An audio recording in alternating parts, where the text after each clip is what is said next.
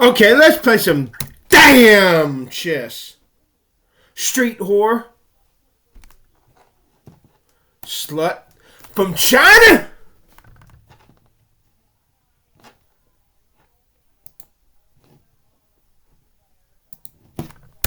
Sola Scriptura is the perspective that inspired Scripture is the sole infallible rule of faith and practice for the Church. Alright, let's see it. The perspective is a historical one and can be validated by numerous individuals predating the Protestant Reformation by centuries. If the argument is that the Protestant doctrine of Sola Scriptura is simply a recovery or restoration of the exact same doctrine precisely as it was understood and represented by the patristic authors, then that argument is glossing over an awful lot. The patristic authors talk about the relationship of Scripture to tradition in a variety of different ways that don't really fit well with the Protestant conceptualization. For instance, the first person quoted on that list is Irenaeus, who talks about the Scriptures as the whore of faith and against heresies, Book 3, Chapter 1. Then chapters 2, 3, and 4 talk about how important the apostolic tradition is, calling it the tradition of truth, saying anyone who wants to know truth can contemplate the tradition of the apostles, and goes on at length about how all truth is contained within the Catholic Church. So ultimately, they talk an awful lot about tradition as the arbiter of the meaning that we get from the Scriptures. And they overrule the Scriptures frequently when the Scriptures say something that don't comport with tradition. So, for instance, in the Bible there are several places that quite explicitly say that God repented, or God repents. And patristic authors like Augustine and Gregory of Nyssa and others have gone out of their way to reinterpret the Scriptures away in order to comport with the traditional view that God can't or does not repent. This is a principle that is negotiated from the Bible by tradition. And so while people rhetorically hold up the Bible as the final authority, the reality is that the tradition has the final say regarding what the Bible means, and the tradition will overrule the Bible whenever it needs to. Nonetheless, the defense of the idea goes something like this. Scripture is ontologically unique. It is the direct speech of God. Nothing we possess as a rule is akin to it. So this first premise is a dogma that is supported by any data. You can't arrive at this conclusion through any kind of critical interrogation of the Scriptures. Any such interrogation is actually going to find that the Scriptures repeatedly contradict themselves, repeatedly promote falsehoods, repeatedly promote immorality. You arrive at this dogma through I see a dick in your future. I see a dick. Different dogmas. I see a dick in your future. I see a dick. Which one is going to be most useful? I see a dick in your future. I see a dick. And so that is an outcome of tradition. Move rules. Put your black ass in Stalin even if you are white. I ain't talking Joseph Stalin. Tradition gets to tell the Scriptures what they are and are not allowed to say. Which means it has the authority. Scripture likewise functions with unrivaled authority. Nothing we possess as a rule does that. The second premise is also a dogma that is not supported by any data and is flatly undermined by a critical interrogation of the data, because as we have seen, tradition will overrule the Scriptures whenever it needs to, because the ultimate authority is whatever the social identity needs within its specific set of social circumstances in light of its received tradition, its sacred past, and its needs and goals for the future.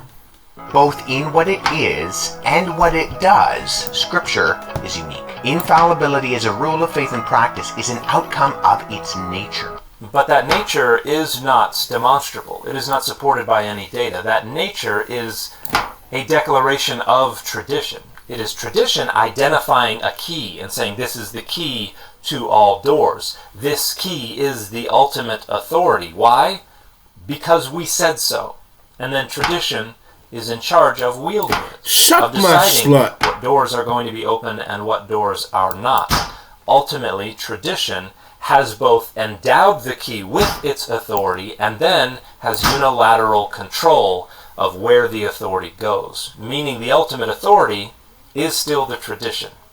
It does not mean that tradition is not important. It does not mean that experience is not important. tradition and experience in the life of the believer and the practice of the church have a voice and have a vote. Only Scripture. Suck my slut! So this conclusion is yet again another dogma that is not only not supported by the data, is entirely refuted by the data, because we can point to examples of experience and tradition vetoing Scripture.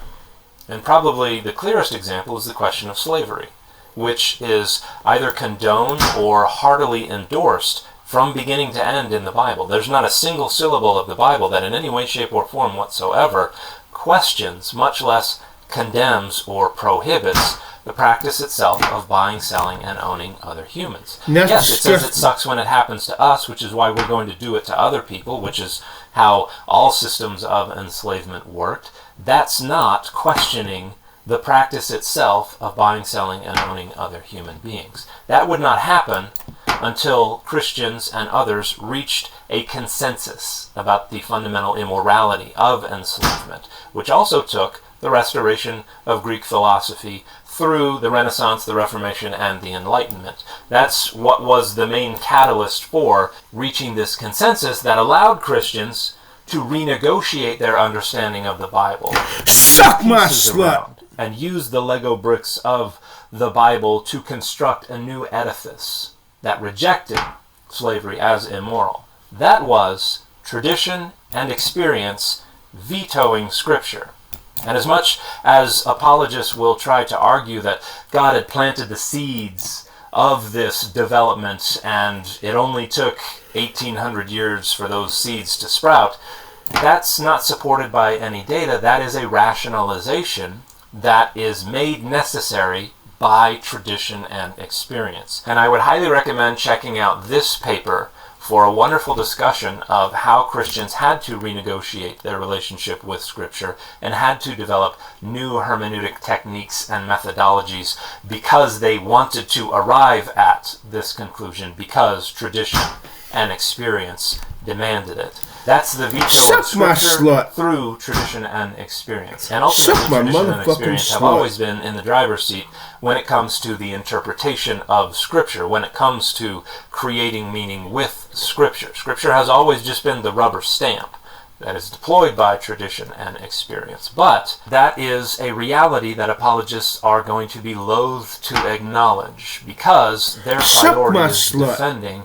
their identities as currently constituted, which means defending the structures of power that currently exist, the boundaries that currently exist. Suck my motherfucking slut. And they have no other authority but the Scriptures to do that. And so while they are happy to let tradition and experience have overruled the Scriptures when it comes to slavery, because that's now a part of the edifice of their identity, we can't go anywhere from here. Going anywhere from here is going to complicate things. And so tradition and experience must now be subordinated to Scripture, at least their understanding of what Scripture means. And how do they determine what Scripture means? Tradition and experience. Tradition and experience have always taken priority over the Scriptures, but they have also always held up the Scriptures as the ultimate authority because that is the means of protecting their authority over Scripture.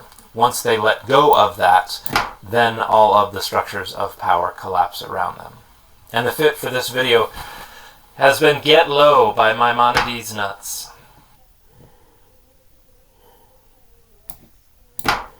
Suck my motherfucking dick, bitch.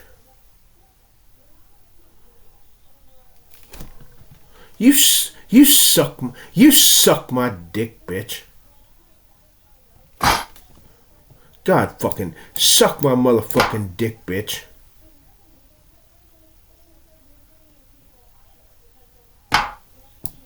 Suck my fucking dick, bitch.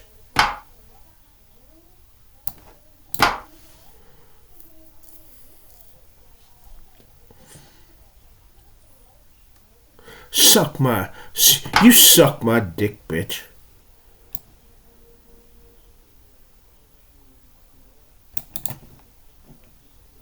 You suck my motherfucking dick, bitch.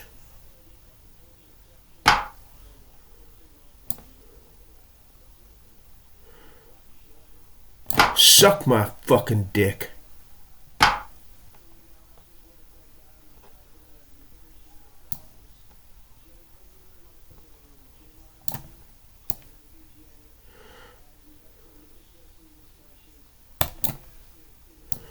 Suck my dick, bitch. God damn it.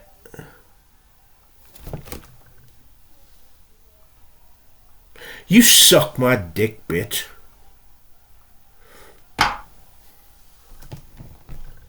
Suck my motherfucking dick, bitch.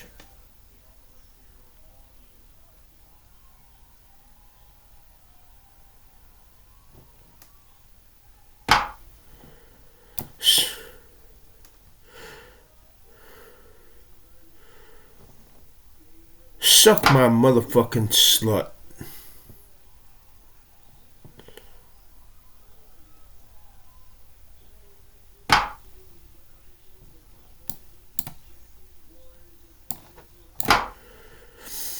It's time to get myself a fucking whore.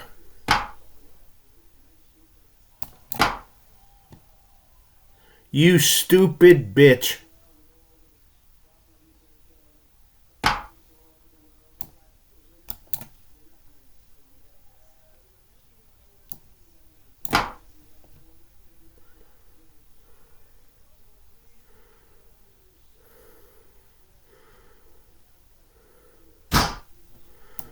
Suck my dick, bitch. Ah!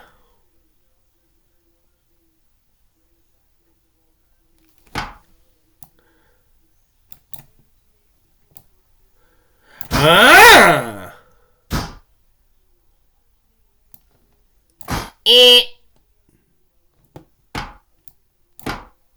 Suck my motherfucking dick, bitch. You suck my dick, bitch. Suck my dick, bitch.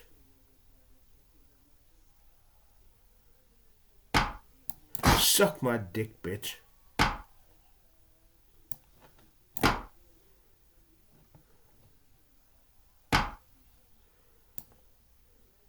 You suck my dick, bitch. You suck my dick, bitch. You suck my dick, bitch. You suck my dick, bitch. Suck my dick, bitch. Suck my motherfucking dick, bitch.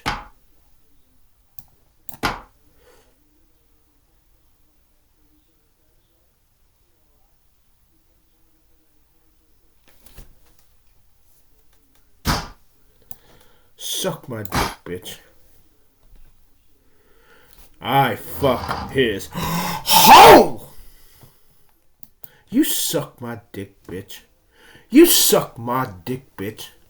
You suck my dick, bitch. You suck my dick, bitch. Suck my dick, bitch. You suck my dick, bitch. You suck my dick, bitch. You suck my dick, bitch. You suck my dick, bitch. Fucking cunt. No, keep your filthy AIDS tainted STD. No, don't suck my dick. You keep your filthy AIDS tainted STD lace lift off of my clean dick. You go to the nearest gay bar and pay to suck a dick there. And get AIDS while you're at it, you son of a bitch.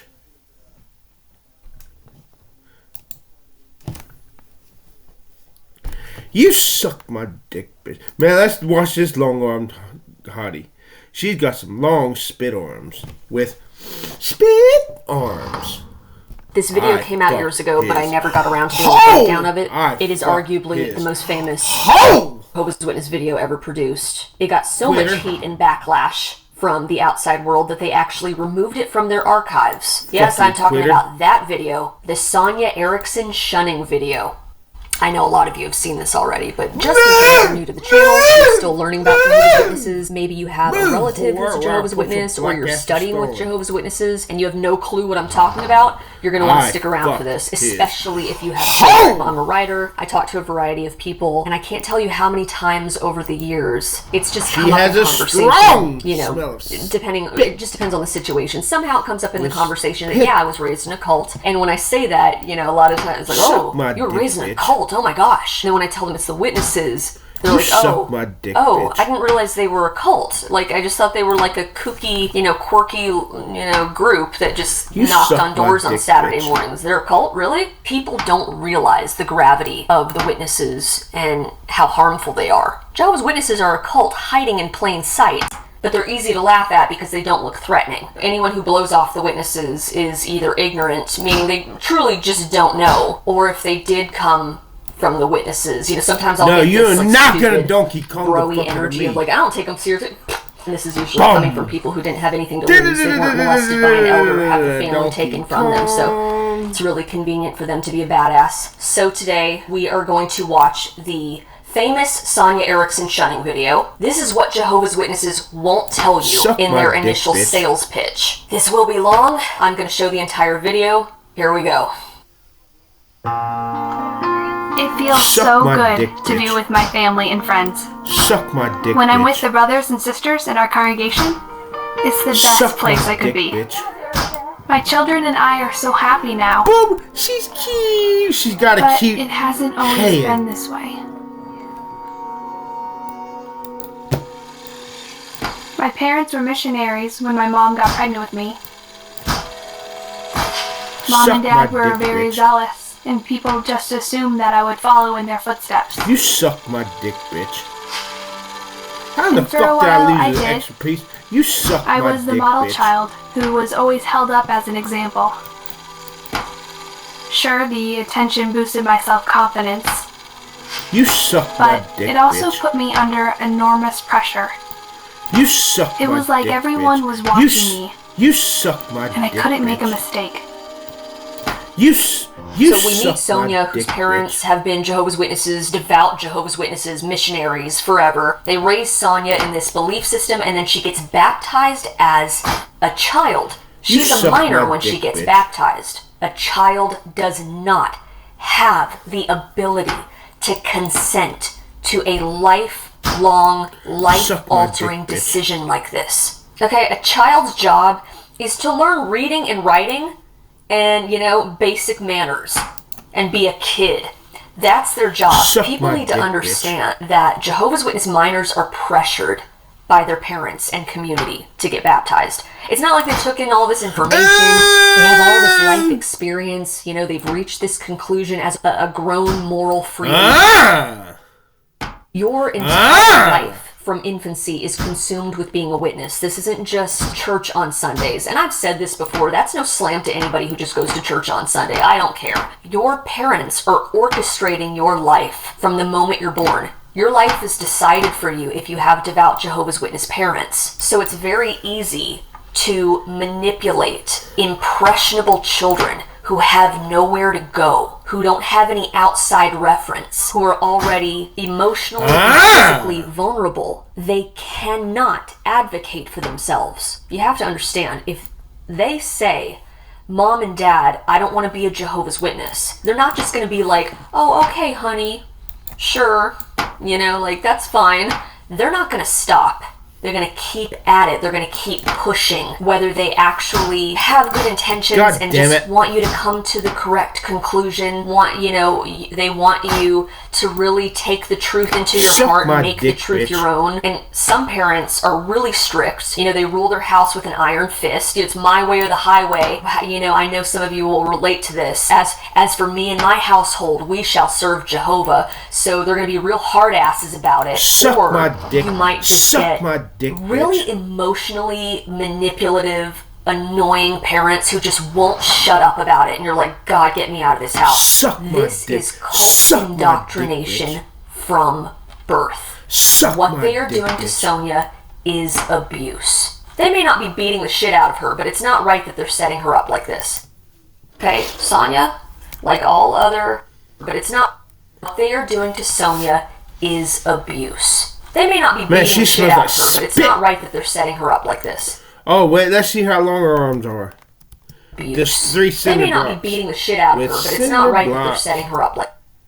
Oh, my arms are longer than hers. Okay, Sonia, like all other Jehovah's Witness minors who get baptized, are products of undue influence and coercive control. Now fucking move that floor right here. Watching. In my mid-teens, I began to feel torn. I'm coming after that damn bishop. But I felt so confined. That bishop. No, I didn't say bishop, I said bishop. I didn't tell anyone how I felt. I just pretended everything was alright and went through the motions. Suck my dick, bitch. I envied kids who didn't have to live under so many restrictions. Suck my motherfucking dick. And if they got the truth later in life, they got to experience the best of both worlds. So many of us went through this just like Sonya. Felt trapped, confined, going through the motions. It's like living in an alternate universe. The organization knows what it's doing. And this Sonya Erickson video is the perfect example because they have enough self-awareness to verbalize these feelings that all these Jehovah's Witness teenagers, even though this is a dramatization, they have the self-awareness to verbalize these things that Jehovah's Witness youth go through and experience and create a fictional script that is so painfully accurate. Even if you're not fully cognitively aware of what's happening, you can't intellectually explain why they're wrong. You don't realize you're in a cult. You just know something's off. You know you're miserable. What happens is there's this tension that starts to build, and one of two things happens. Either you're just going to snap. A lot of people have nervous breakdowns. I did. Or you get so worn down and depressed that you just sort of resign. It feels insurmountable. Like, how am I going to get out of this? Let's see what happens to Sonya.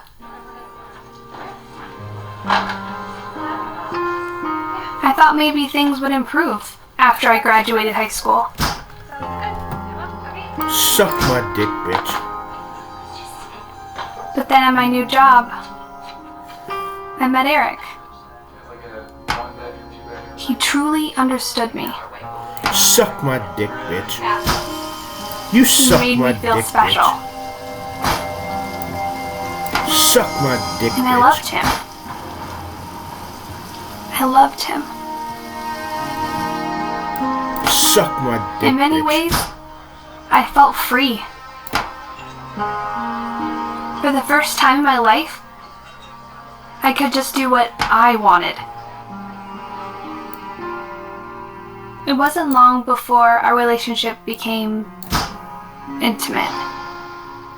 I felt guilt at first. Suck my dick, bitch. But after a while, it just seemed that this is what two people who love each other do.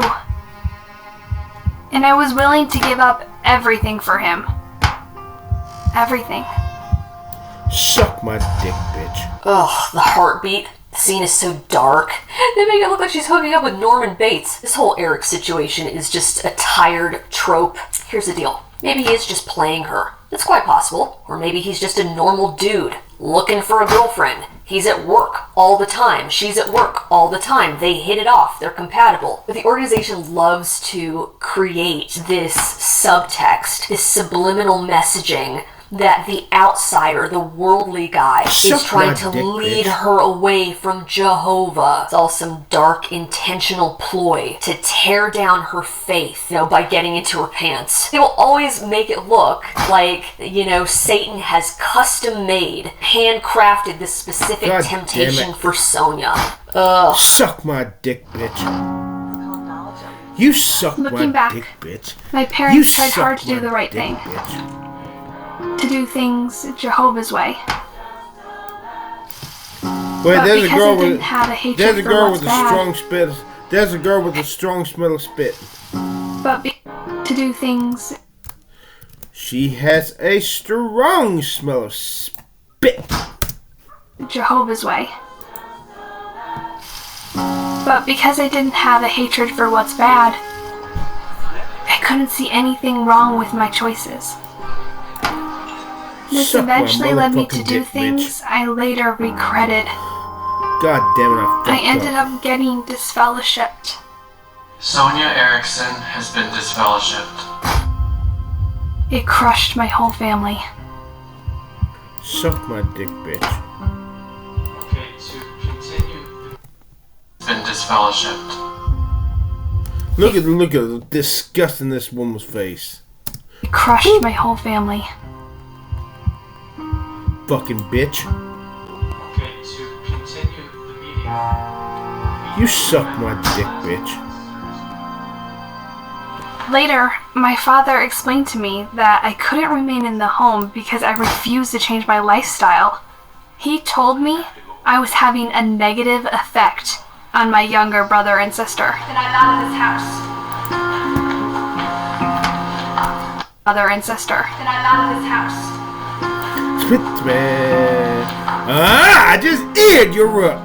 Like cutting off your left ear. What I wanted. Slut.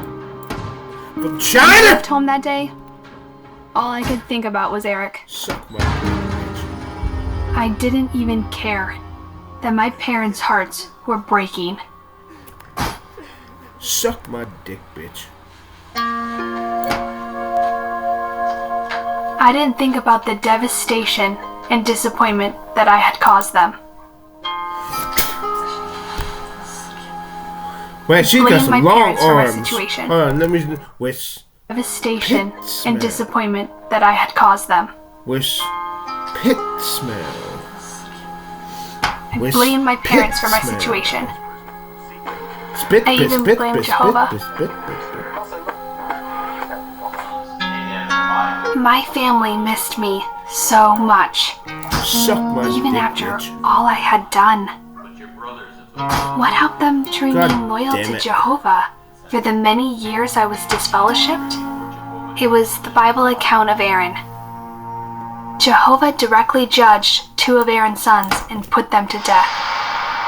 In this case, Jehovah asked Aaron and his family not to mourn, in order to show the entire nation that they supported Jehovah's judgment. Suck my dick, bitch. Mom and Dad saw that they needed to be loyal, just like Aaron. They loved me and wanted me to come back to Jehovah. I tried to contact them. I just wanted to talk and to hear their voice. I missed being with my family. And they thought about reaching out to me. But they knew that if they had associated with me, even a little, just to check on me, that small dose of association might have satisfied me.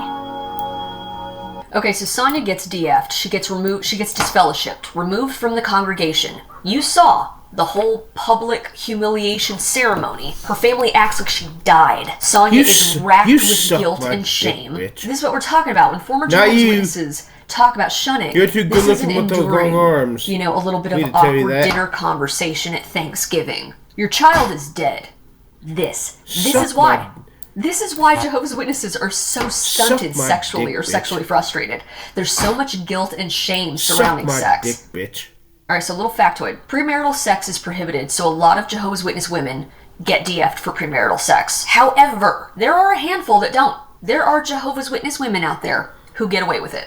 But let me be absolutely clear about something. It's never about the woman. She didn't get a free pass because she was repentant or they wanted to show mercy. Something else is going on behind the scenes. It's always about the men in power. Something's going on behind the scenes, some sort of congregation politics. Maybe daddy is the presiding overseer, coordinator of the body of elders, Now, this fuck 'em and elder take it is with cronies that. with her dad. For some reason or another, if they damn disfellowship it. her, the optics would look bad. And that's what they actually base their decision on. It has nothing to do with the facts. Because you should think everybody should get the same sentence, right? Everybody commits the same crime, everybody should be disfellowshipped or removed for it. Suck Not my so. dick, Someone, bitch. somewhere is covering their ass. I guarantee you, if this was real, the Judicial Committee doesn't give an F about her dad and how the family is gonna look. Nerdy Ned over here is low on the totem pole, for whatever reason. Because if he had some serious clout or the Judicial Committee doesn't give an F about her dad and how the family is gonna look. Nerdy Ned over here is low on the totem pole, for whatever reason. Because if he had some serious clout Suck or my connections, dick, Sonya bitch. wouldn't have been DF'd. How do I God know all this? damn it. I was Sonya. I was Sonya. She is me. We are all Sonya. I mean, I didn't bang a Backstreet Boy at a Holiday Inn, but I was the golden child who had all that pressure on her shoulders. Growing up, I had an older sibling who was considered the screw-up of the family, even though that's not how I viewed them. So there was this constant pressure to redeem the family image and make sure my parents looked good. When Sonia is stupid with her father, like, stupid. I mean, first of all, it's just a cheap shot. It's unrealistic. You're talking about a grown-ass woman with a job. You know, this isn't some unruly 12-year-old, you know, who got her nose pierced at Claire's. I have to say that if you are acting like that, and you want to be pissy, and you're going to choose to be rebellious or whatever, you should be out of the house. Oh yeah, I mean, like, why would you want to be home? You need to be out. But then, you know, she talks about how her parents were devastated. I can't help but think of the disappointment and devastation that I caused my parents. You know what's devastation? Your kid has cancer. Your kid died. Disappointment is more like it. Disappointment is inaccurate statement to make. You're so brainwashed and narcissistic that it's all about you. You know, it's all about your image as parents. That's why you're disappointed. And this is the brand of deity you're getting involved with, okay? God murdered Aaron's sons, and they said, don't you dare cry for them. You know, when you truly get to know Jehovah's Witnesses as a culture, it's easy to see why they would be called extremist in some countries. Their practices and their mandates, their shunning mandate, is inhumane. She carried her daughter in her womb, clothed her, fed her, loved her, propped her up, only to completely ignored her when her daughter stopped being a perfect reflection of her parents' expectations and values. I live in North Carolina. Back in 2017, right around the time I was preparing to, I was back in the meetings, I was fading, and then eventually disassociated. Hurricane Florence hit North Carolina, and thankfully we were not impacted. We had really bad storms, but our home was okay, we were safe. And then we used to live in Asheville, and Hurricane Helene devastated Asheville. Thankfully, again, extremely grateful that we were not impacted by that. A lot of people lost their homes and their lives, neighbors, family. There was no check-in. Is Beth alive? Is Beth alive? How are they doing? Because I can't do anything for them now. I don't have any currency in their world. I don't make them look good. I am a blight on the family name. Suck my dick, bitch. I was disfellowshipped for more than 15 years. I had 2 children now, and as time went by, I thought about their future. I thought more and more about returning to Jehovah in the congregation, but I didn't feel worthy. Psalm 86. One day, 2 elders stopped by and kindly reminded me that Jehovah wants me to return to him. They showed me Psalm 86 verse 5, where it says that Jehovah is ready to forgive. I thought about that verse the rest of the day. Jehovah is ready to forgive. So I decided to go to the Kingdom Hall for the first time in many years. Come on, you dick sucker. It made me realize just how far off track I had gotten. I was determined to qualify for reinstatement. Nearly a year later, my reinstatement was announced to the congregation. Son of a bitch. Sonia Erickson is reinstated as one of Jehovah's Witnesses. Now fucking move out here. I was so happy. I just eat your rough. The brothers and sisters welcomed me very warmly. Love bomb is what being back together again with my family and Jehovah made me feel so good. I knew this is where I needed to be, and I didn't ever want to leave again. But when I'm alone, I struggle with whether Jehovah has really forgiven me. One time I was so distraught that I called my father for help. He comforted me with the words of Isaiah 1 verse 18, where Jehovah says that our sins, which are like scarlet or crimson cloth, can become white like snow. Then my father related the Bible account of Manasseh. Manasseh did on a grand scale what was bad in Jehovah's eyes to offend him. He even sacrificed his sons in false worship. Eventually, Manasseh genuinely repented, and Jehovah forgave him. This Bible account touched me deeply. Now, I have to be willing to forgive myself. Man, if Jehovah was willing to forgive the sins of Manasseh, as bad as they were, surely he has forgiven me. What a blessing to understand that Jehovah forgives in a large way. And now, I'm truly happy. Stupid! Jesus Christ. Sonia says that she was DF'd.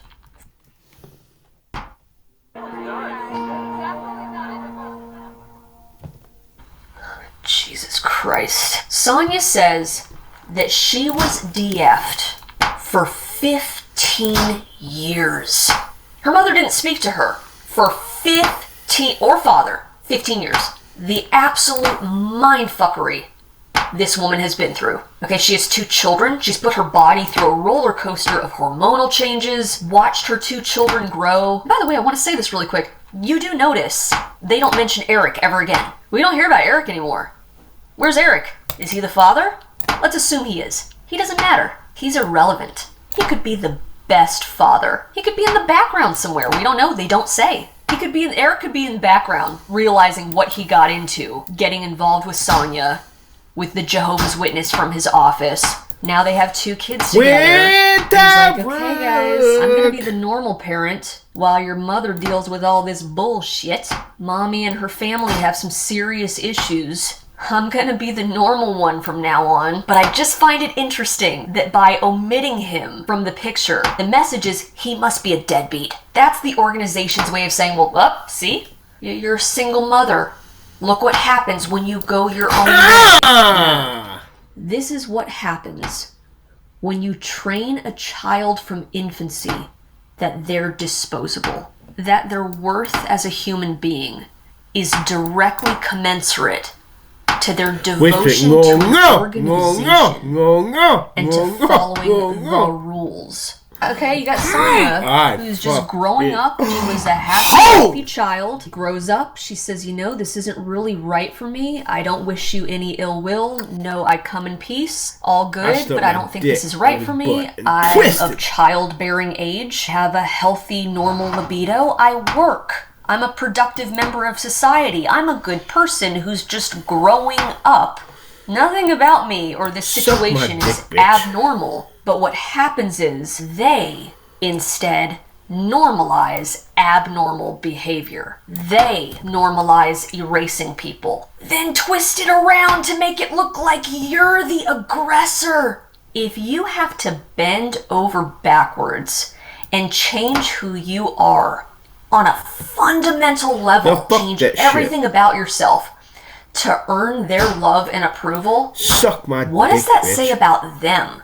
Alright, Sonia comes back. She drags her children with her. Now her children are now sucked into this. They were not born into the organization. They had a chance. And now she, because of her guilt and shame and her stuff, which came from her own childhood, that she's had to grapple with, she is now repeating the cycle and sucking her children into this craziness. This is an extremely toxic message of conditional love, that Sonia will only receive love and approval so long as she lives up to her parents' expectations. And I'm not saying we all have to be coddled. At some point you have to just grow a thick skin and be who you are and build some sort of emotional resilience. But again, if you have to jump through hoops, make yourself sick, go through this psychological torture and humiliation and twist yourself into a pretzel to be loved by your family, maybe they're the problem. Where does compromise and mutual respect and love, where does love come in? And that's another thing about this video and about Jehovah's Witness culture, is that shunning is considered love. They have perverted the definition of love. They think that this is perfectly acceptable. So when I watch something like this, it makes me sick. And she talks about it throughout the rest of the video, you know, how even though she was reinstated, she was still grappling with shame and guilt, and she didn't feel truly worthy. Sonya is going to be dealing with that. Sonya represents so many people who end up going back to the organization. That feeling never really goes away. That shame and humiliation and punishment that they were given for doing something when they were 16, 17, 22, or whatever, will follow them around and will follow Sonya around for the rest of her life. Truth is, I could talk about this video for hours, but I'm not going to. Again, a lot of you have seen this already, so thanks for sticking around. And for those who hadn't seen it, thank you for watching. As usual, I appreciate you coming back week after week, subscribing and all that, and, you know, I hope that these videos are providing something that you need, some comic relief or something. You deserve it. I hope you guys have a great week. Know your worth, and I'll see you guys in the next video. God damn it. Suck my dick, bitch.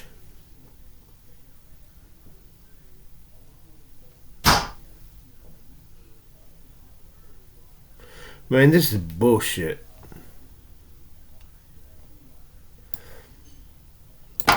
God damn it. Suck my dick, bitch.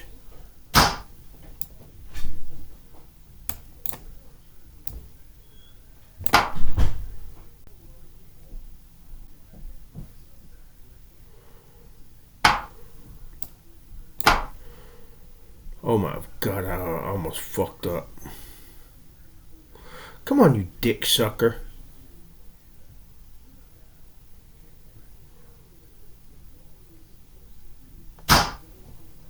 Suck my dick, bitch.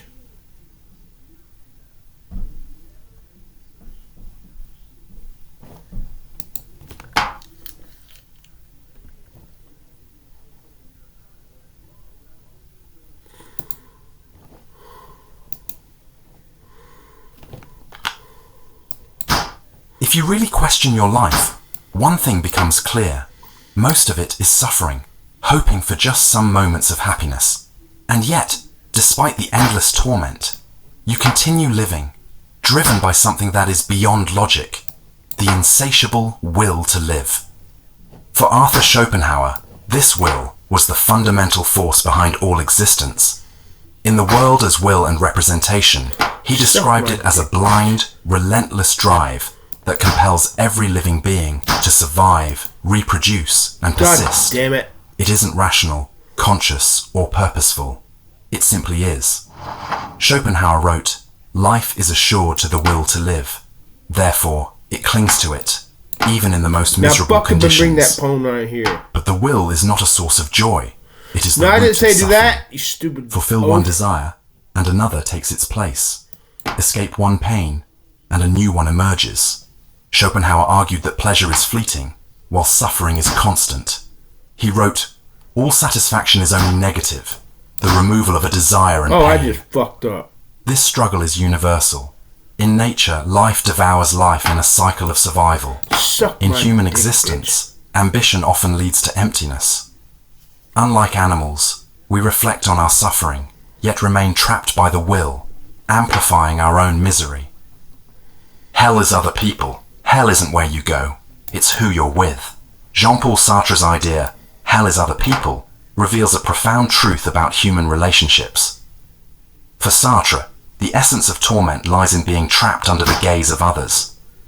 Human existence is shaped by how we are seen and judged, forcing us to view ourselves through their perceptions rather than as we truly are. Picture yourself standing in front of a funhouse mirror that distorts your reflection. No matter how you adjust or try to explain what you really look like, the reflection defines you in the eyes of everyone watching. Sartre argued that this is what it feels like to exist in the presence of others. Every glance, every judgment imposes a version of you that may not align with your true self. This dynamic isn't just an occasional discomfort, it's a fundamental part of human existence. The need for validation locks us in a cycle where we crave recognition, even though it limits our authenticity. Sartre believed that the gaze of others turns us into objects, stripping away the freedom to define ourselves independently. Human relationships, even at their best, carry this inherent tension. The mere presence of others creates an invisible web of expectations and judgments, trapping us in roles we never fully choose. For Sartre, this unresolvable conflict defines the human condition, a constant pull between the desire to be seen and the inevitable loss of freedom that comes with it. Sadian nihilism. Morality is just an illusion. Nature doesn't care if you are good or evil, just or cruel. This is the stark foundation of Sadian nihilism, a philosophy rooted in the provocative works of the Marquis de Sade, whose ideas challenge the very essence of morality itself. At its core, Sadian nihilism denies the existence of universal moral truths. De Sade argued that concepts like virtue and justice are human inventions imposed on an indifferent and amoral natural world. In his novel Justine, he declares, "Nature has created us all solely to torment one another." For de Sade, nature is driven purely by survival and desire, indifferent to human constructs of right and wrong. De Sade's view of humanity reflects this brutal indifference. He saw people as creatures governed by raw impulses, rather than reason or ethics. If morality is nothing more than a human fabrication, he concluded, there is no obligation to adhere to its rules. In The Philosophy in the Bedroom, he claimed that true freedom lies in embracing natural desires, no matter how transgressive or destructive. Dysteleological suffering. The universe we observe has precisely the properties we should expect if there is at bottom no design, no purpose, no evil, no good, nothing but pitiless indifference. This observation from Richard Dawkins captures the essence of dysteleological suffering, the belief that pain exists without meaning, purpose, or redemption. Nature is indifferent to suffering. Predators hunt, prey suffers, and parasites thrive, all as a consequence of survival, not morality or design. Suffering in this view isn't a test or lesson, it's simply a byproduct of life's relentless processes. There's no cosmic plan, no higher goal to explain the pain that pervades existence. The term dysteleology combines the Greek telos, meaning end or purpose, with dys, implying something flawed or misaligned.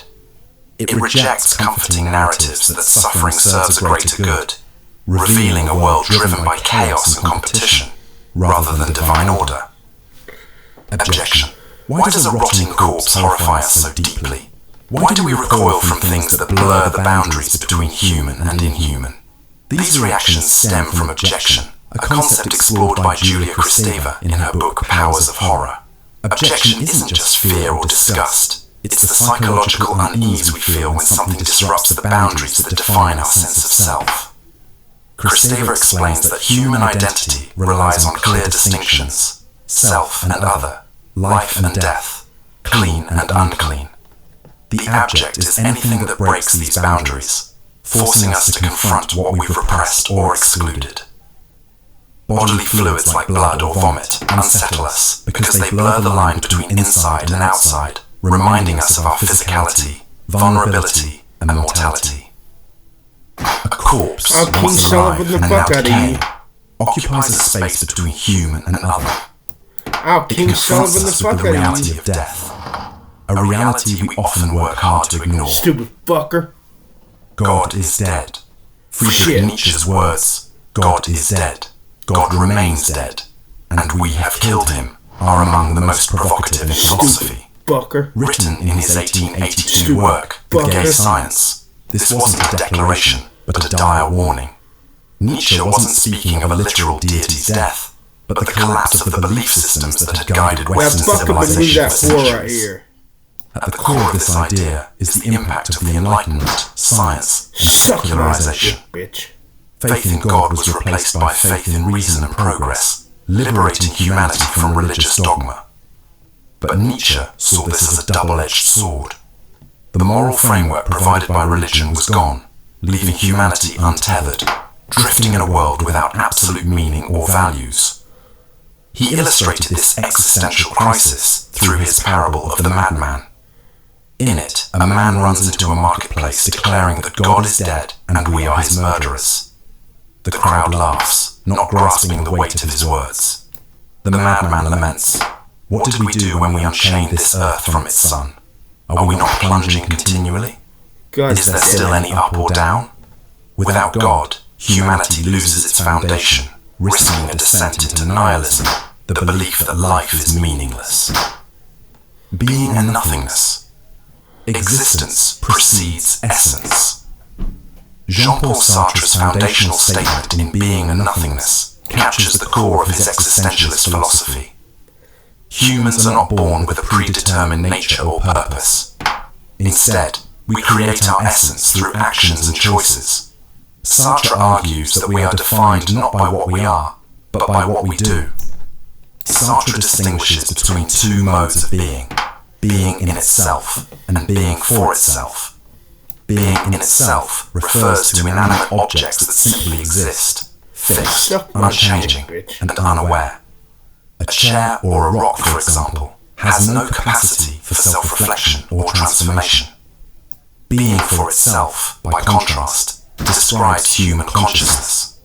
Unlike objects, humans exist as incomplete and constantly changing, defined by their ability to reflect, choose, and imagine possibilities.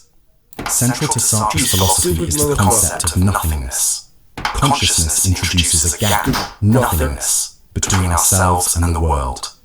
This gap allows humans to envision what could be and act freely. However, this freedom comes with an immense burden, the responsibility to shape our lives and humanity through our choices. Eternal torment of samsara. Life is suffering, not just in its hardest moments, but in its very nature.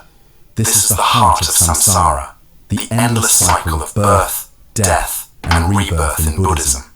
It's not just a single lifetime, or a metaphor for struggle, but the infinite repetition of existence itself, driven by karma, the law of cause and effect. Every action plants a seed, shaping future lives, but even good karma binds you to samsara, as long as desire, attachment, and ignorance persist. What makes samsara truly tormenting is not just the suffering, but the illusion that traps us. We chase fleeting happiness, believing it will bring fulfillment, only to be met with disappointment. Even life's joys, love, success, comfort, are impermanent, slipping away like sand through fingers. Nagarjuna likens samsara to a sea of suffering, endlessly tossing waves of birth and death. In this sea, all beings, from insects to kings, are bound by the same karmic chains. Buddhism teaches that ignorance is the root of this suffering. We mistake the impermanent for eternal, the painful for pleasurable, and the self for something real. Damn it. These delusions blind us to the possibility of liberation. Escape lies in nirvana, not a place, but a state beyond suffering, desire, and individuality. It's the ultimate freedom, but reaching it demands abandoning attachments and seeing the world as it truly is, impermanent, interconnected, and empty of inherent essence. The shadow. There's a part of you you refuse to see, a hidden side you deny or project onto others. Carl Jung called this the shadow. It's always there, influencing who you are, whether you acknowledge it or not. Jung believed the shadow contains everything we reject about ourselves, our dark impulses, forbidden desires, and unacknowledged flaws. But it's not just evil. It's any part of you that doesn't align with the image you want to project. The shadow is born when we suppress these traits, often in childhood, to meet societal or familial expectations. Paradoxically, the more we suppress the shadow, the more control it gains. Jung warned, until you make the unconscious conscious, it will direct your life, and you will call it fate. Your shadow manifests in subtle ways. Anger you project, envy disguised as criticism, or insecurities driving your choices. Jung called the process of confronting the shadow integration. It's not about indulging impulses, but understanding them. By facing the shadow, you achieve individuation, becoming a whole, authentic self. Suppressed traits like ambition or creativity can transform into strengths when acknowledged. Misanthropy. Humanity is often praised as a marvel of evolution, capable of art, science, and love. But to the misanthrope, humanity is a plague, a species defined by greed, cruelty, and self-destruction. Is this a harsh truth or simply the disillusionment of those who see too clearly? Misanthropy, the distrust or hatred of humankind, has echoed through history. Ancient Greek philosopher Diogenes roamed Athens with a lantern, claiming to search for an honest man, though he doubted one existed. Arthur Schopenhauer took this further, describing humanity as a blind, selfish will, a force that perpetuates endless suffering. Misanthropy isn't just philosophical pessimism, it's a critique of the human condition. Misanthropes argue that our capacity for destruction outweighs our virtues. War, environmental collapse, and systemic injustice reveal a species whose intelligence often amplifies its flaws. Human sacrifice. Mythos. Few ideas are as unsettling as human sacrifice. The act of offering a life to appease gods, seek favour, or restore balance. What drove civilizations across the globe to embrace such rituals? And what does this reveal about the human psyche? Human sacrifice spanned cultures and eras, from Aztec temples to Celtic druids, from ancient China to Mesopotamia. At its heart was the belief that blood was the ultimate currency in the cosmic economy. For the Aztecs, it wasn't just ritual, it was necessity. The gods had sacrificed themselves to create the world, and humanity owed a debt.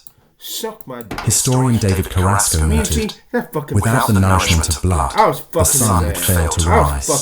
Sacrifice ensured the universe's survival. But why humans, not animals or crops? Life itself held sacred, unmatched value. Offering a human life was the ultimate gift, imbued with profound spiritual weight. Philosopher René Girard explored the psychology of sacrifice, proposing it emerged to resolve social conflict. His scapegoat mechanism theory suggested societies channeled collective guilt or fear onto a single victim, restoring unity. Sacrifice wasn't just spiritual, it reinforced political power. Priests and rulers claimed authority through their ability to mediate between humanity and the divine. Over time, Nietzsche argued, sacrifice evolved. Ritual bloodshed gave way to moral sacrifices, self-denial and guilt, shaped by religious systems like Christianity. Today, human sacrifice is gone, but its echoes persist in our stories and in the idea of sacrificing for greater causes. The death drive. Why do we sabotage ourselves? Why do we sometimes choose chaos over order, destruction over survival? Sigmund Freud, the father of psychoanalysis, believed he had an answer: the death drive. Beneath our conscious minds lies a dark and primal force, a pull not toward life, but toward self-destruction and the return to nothingness. In his 1920 work Beyond the Pleasure Principle, Freud introduced the death drive, or thanatos. Until then, Freud had focused on the pleasure principle, the idea that humans seek pleasure and avoid pain. But he noticed something perplexing. Not all behavior aligns with this instinct. People engage in self-sabotage, repeat harmful patterns, and gravitate towards suffering. Why? Freud argued that alongside our drive to live, there is an opposing force pulling us toward destruction. At its heart, the death drive reflects a desire to return to a state of non-existence, a primordial stillness before life began. Freud described it as an urge inherent in organic life to restore an earlier state of things. It manifests in decay, risky behaviors, and the self-destructive tendencies that plague individuals and societies alike. Nihilism. Life has no inherent meaning, no ultimate purpose written into the fabric of existence. This is the claim of nihilism. a philosophy that strips away assumptions and forces us to confront reality without comforting illusions. It doesn't dismiss life, it challenges us to face it as it truly is, unfiltered and raw. At its core, nihilism contends that the systems we trust, morality, religion, identity, are mere human constructs. The values and beliefs that once provided life with meaning are baseless, leaving a void where certainty once stood. When these frameworks collapse, we are left questioning the validity of our values and goals. If there is no ultimate truth or purpose, what justifies any of our actions? Some see nihilism as a chance for profound liberation. With no preordained purpose, individuals are free to construct their own values and meanings.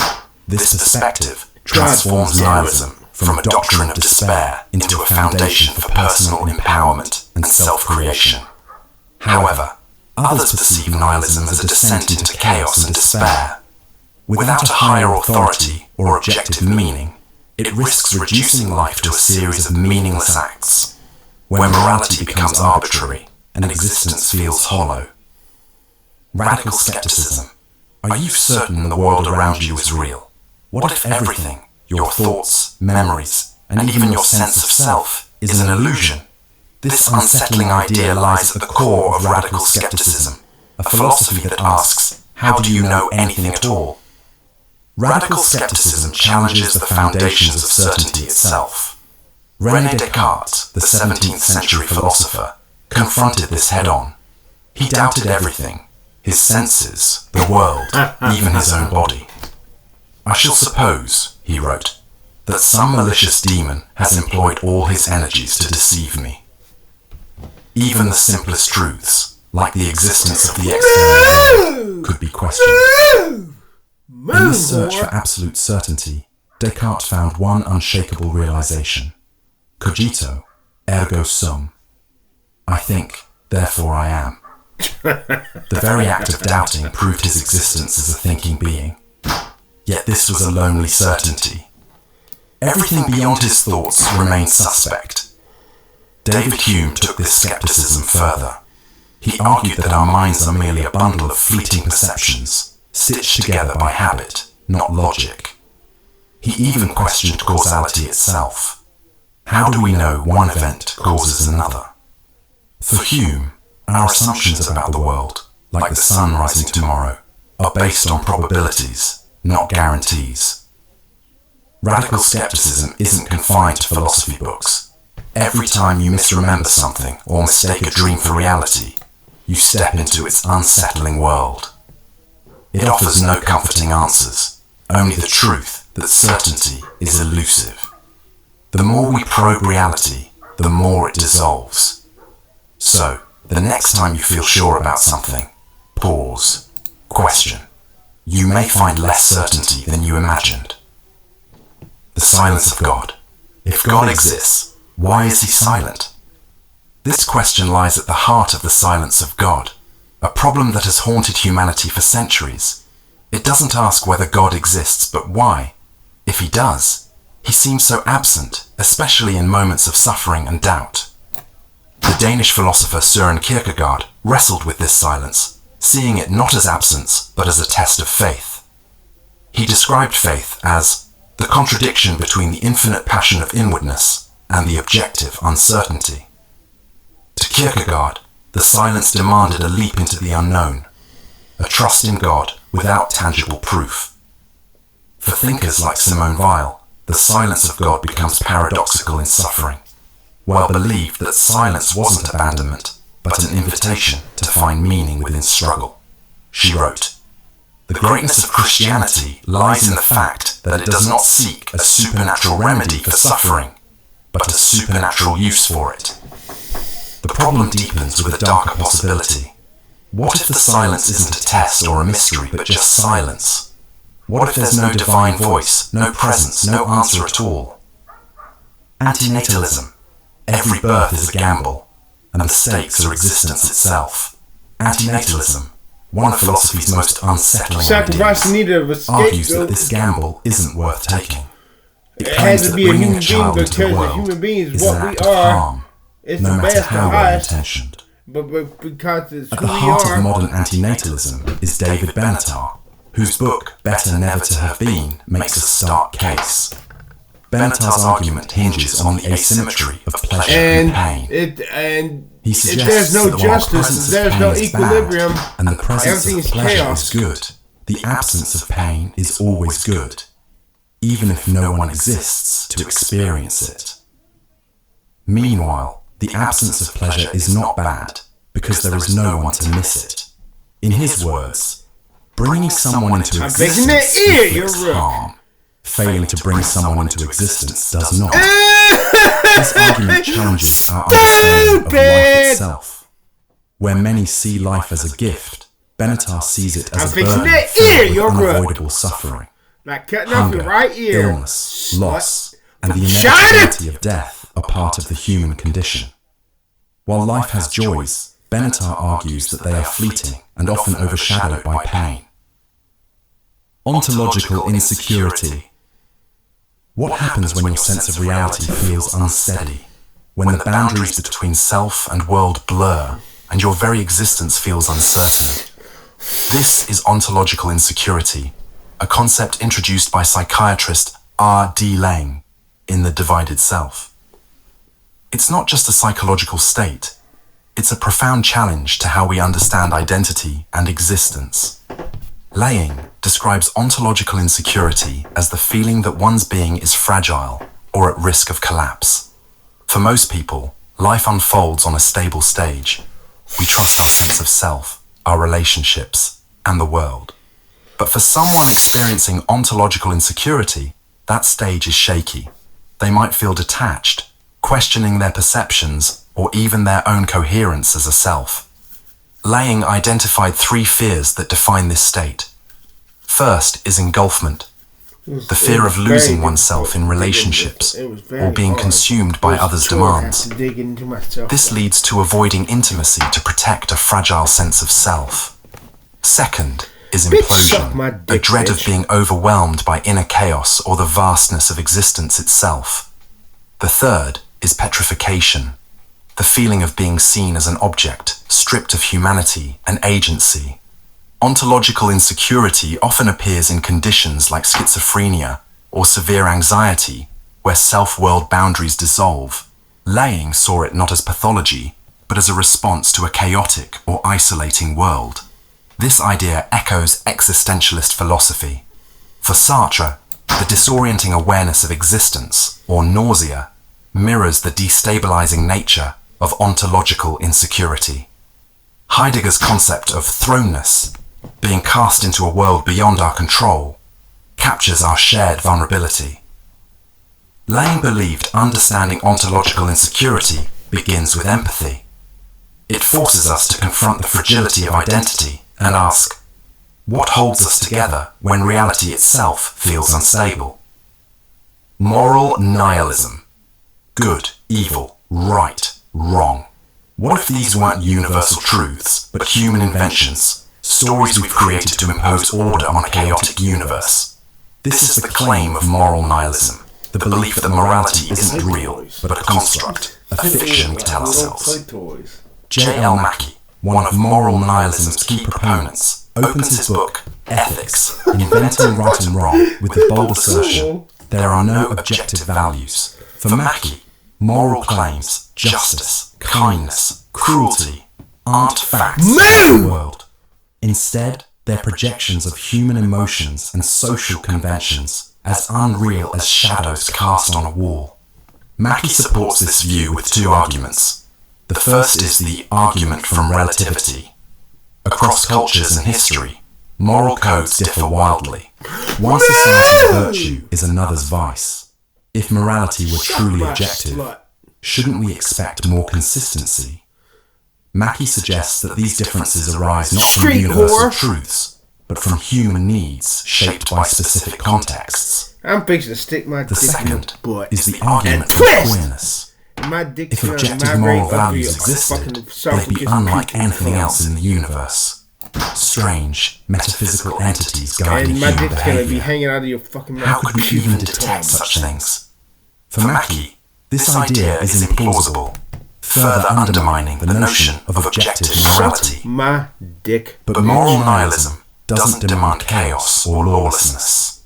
Mackey describes morality as a useful fiction. Rules like stealing is wrong aren't cosmic truths. They're tools that promote social stability. The fiction works, even if it's not real. Cosmic horror. The universe is vast, indifferent, and incomprehensible. For every star we see, countless others remain hidden, their light lost to the void. It's here, in this infinite silence, that cosmic horror finds its home, an existential dread rooted in our insignificance within a cosmos that neither knows nor cares about us. H.P. Lovecraft articulated this terror best, writing, "The oldest and strongest emotion of mankind is fear, and the oldest and strongest kind of fear is fear of the unknown. This isn't fear of monsters, but of realizing that the world we know floats in an abyss governed by forces beyond comprehension. Cosmic horror thrives on the premise that human intellect is inadequate to grasp the true nature of existence. If the universe is indifferent, what happens to morality or meaning? Cosmic horror revels in this uncertainty, forcing us to confront truths that might shatter our understanding. It's like an ant on a smartphone, aware only of the surface, blind to the intricate systems beneath. Negative utilitarianism. Pain is universal. No matter who you are, suffering cuts deeper than joy ever soars. Negative utilitarianism forces us to confront a harrowing question. If ethics aims to reduce suffering, shouldn't eliminating pain take precedence over creating happiness? Philosopher Karl Popper articulated this idea in The Open Society and Its Enemies, writing, "Suffering makes a direct moral appeal for help, while there is no similar call to increase the happiness of a man who is doing well anyway." For Popper, alleviating suffering is not just important, it's morally urgent. Negative utilitarianism builds on utilitarianism, which seeks to maximize well-being. But unlike traditional utilitarianism, it prioritizes preventing harm over promoting happiness. The reasoning is clear. Suffering is more impactful than pleasure. While joy might brighten a moment, pain, especially intense or chronic, can dominate a life. Few would trade constant agony for fleeting happiness. This philosophy, however, sparks controversy. Critics highlight its unsettling implications. If eliminating suffering is paramount, wouldn't the most efficient solution be the eradication of all sentient life? After all, where there is no life, there is no pain. Philosopher David Pearce, a proponent of negative utilitarian ideas, suggests a less extreme approach, leveraging science and technology to eradicate suffering, envisioning a future where pain itself is obsolete. Despite its stark conclusions, negative utilitarianism poses an urgent moral challenge. In a world rife with preventable suffering, hunger, disease, war, shouldn't reducing pain outweigh the pursuit of happiness? It forces us to ask, what if true morality lies not in how much joy we create, but in how much suffering we prevent? And isn't that the part of life most in need of our attention? Determinism. Every decision you've ever made, what you ate for breakfast, who you've become, might not have been a choice at all. Determinism argues that every action, thought, and event is the inevitable result of prior causes, making freedom an illusion. The idea dates back to ancient philosophy, but 18th century mathematician Pierre-Simon Laplace captured its essence with his concept of Laplace's demon. This hypothetical intelligence, knowing the position and motion of every particle in the universe, could predict the future with absolute certainty. For such an intellect, Laplace wrote, nothing would be uncertain, and the future, like the past, would be present before its eyes. Determinism rests on cause and effect. From atomic movements to neural firings, every action is bound by prior events. If time were rewound, every thought and action would unfold exactly the same way, as they were never truly under your control. The myth of Sisyphus. What's the point of it all? Day after day, you strive and struggle, only to face the same challenges tomorrow. For Albert Camus, This endless repetition mirrors the story of Sisyphus, a man condemned to roll a boulder up a hill, only for it to roll back down every time. It's a tale of futility, but Camus saw it as the perfect metaphor for the human condition. In his essay, The Myth of Sisyphus, Camus asks the ultimate question: is life worth living? If life has no inherent meaning, isn't existence itself absurd? The absurd, Camus explains, arises from the clash between our search for purpose and the universe's indifference. Yet, rather than despair, Camus finds liberation. The struggle itself toward the heights, he writes, is enough to fill a man's heart. Sisyphus, endlessly toiling without hope of success, seems trapped. But Camus reclaims his story. By embracing the absurd, acknowledging the meaninglessness of his task, Sisyphus transcends his punishment. The gods control his fate, but not his defiance. One must imagine Sisyphus happy, Camus concludes, because in his rebellion he finds freedom. Camus' philosophy isn't about despair, it's about living fully despite life's absurdity. He rejects both nihilism and false hope, insisting that life's lack of inherent meaning amplifies its value. Each moment becomes an opportunity to create meaning, not because the universe demands it, but because we choose it. Like Sisyphus, we face our own endless cycles. But for Camus, it's not the task that defines us, but our attitude toward it. In the climb, we find our freedom. Animal suffering in the Odyssey. If God is all good and all powerful, why does innocent suffering exist, especially among animals incapable of moral failings? This question, central to animal suffering in the Odyssey, challenges religious and philosophical thought. Animals have suffered for millions of years: predation, disease, starvation, natural disasters. Unlike humans, they can't rationalize or find meaning in their pain. If this suffering lacks purpose, why would a benevolent God allow it? Philosopher William Rowe famously illustrated this with his fawn in the forest thought experiment. A fawn caught in a wildfire, suffering immensely before dying alone. Rowe asks, what purpose does this serve? If none exists, such suffering challenges the existence of an all-good God. Theists have offered various theodicies to reconcile suffering with divine benevolence. The greater good defense suggests that animal suffering supports a larger divine plan. Pain and predation balance ecosystems, fostering complexity. Others argue the free will defense, claiming natural world unpredictability is necessary for human freedom. But animals, lacking moral agency, complicate this explanation. John Hick proposed suffering as essential for soul-making, shaping moral and spiritual growth.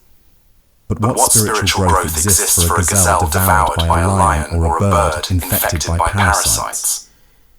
Critics like David Atfield argue such defenses fail. Animal suffering seems excessive, gratuitous, and beyond necessity. Every random, every decision you make, every belief you hold, might be shaped by one thing: the fear of death. Terror management theory reveals how the awareness of our mortality influences thoughts, actions, and even society itself. Developed by psychologists Sheldon Solomon, Jeff Greenberg, and Tom Pischinsky in the 1980s, the theory builds on Ernest Becker's The Denial of Death. Becker argued that humans, uniquely aware of their mortality, face an existential terror that could paralyze us. To cope, we create systems of meaning, religion, art, nationalism that give life purpose and connect us to something greater. These cultural worldviews shield us from the unsettling reality of our impermanence. But this defense comes with a cost. When our worldviews are challenged, our fear of death resurfaces. Research shows that subtle reminders of mortality, what psychologists call mortality salience, can profoundly shape behavior. People become more defensive of their cultural values, resistant to opposing ideas, and even hostile toward those who threaten their beliefs. In one study, participants reminded of death were more likely to support charismatic leaders promising strength and stability. This fear doesn't just shape individuals, it defines societies. Our monuments, traditions, and rituals aren't just cultural artifacts, they're defences against death's shadow, anchoring us to a sense of permanence. Kiss that bishop! Bundle theory of the self. I didn't say bishop, I said bishop. Or Is you there a can kiss core that not you your beneath your thoughts and experiences? If you want to take that, Philosopher David you want to Hume thought scapegoat not. for that damn In his bishop. treatise of human nature, Hume introduced the bundle theory of I'll the stick my self, dick in either a one of them. revolutionary idea that challenges our sense of identity. Hume argued that when we look inward, we don't find a singular, unchanging self. Instead, we encounter a constantly shifting stream of perceptions, sensations, thoughts, and emotions. I see a dick in your When I enter future. most I intimately see into a what I call dick. myself, I always stumble on I some see a particular dick in your perception. future. I never can catch myself at any time I without a see a perception, dick in your and never can future. observe I see a anything but a dick. perception. According to I see a Hume, dick the self in is your not a future. unified I entity, see a but a dick. bundle, a collection of experiences loosely I see a connected, dick like in your beads on a future. string. I see a Except dick. there is no string. Dick. The Dick. self is merely the sum of its parts, an illusion created by the mind's need for continuity. Dick. Imagine a movie reel. The frames blur together to create the illusion of motion, but Dick. pause it, and you see individual Move, you disconnected slut. images. Hume suggested our sense of self operates the same way, a mental construct, not a constant truth.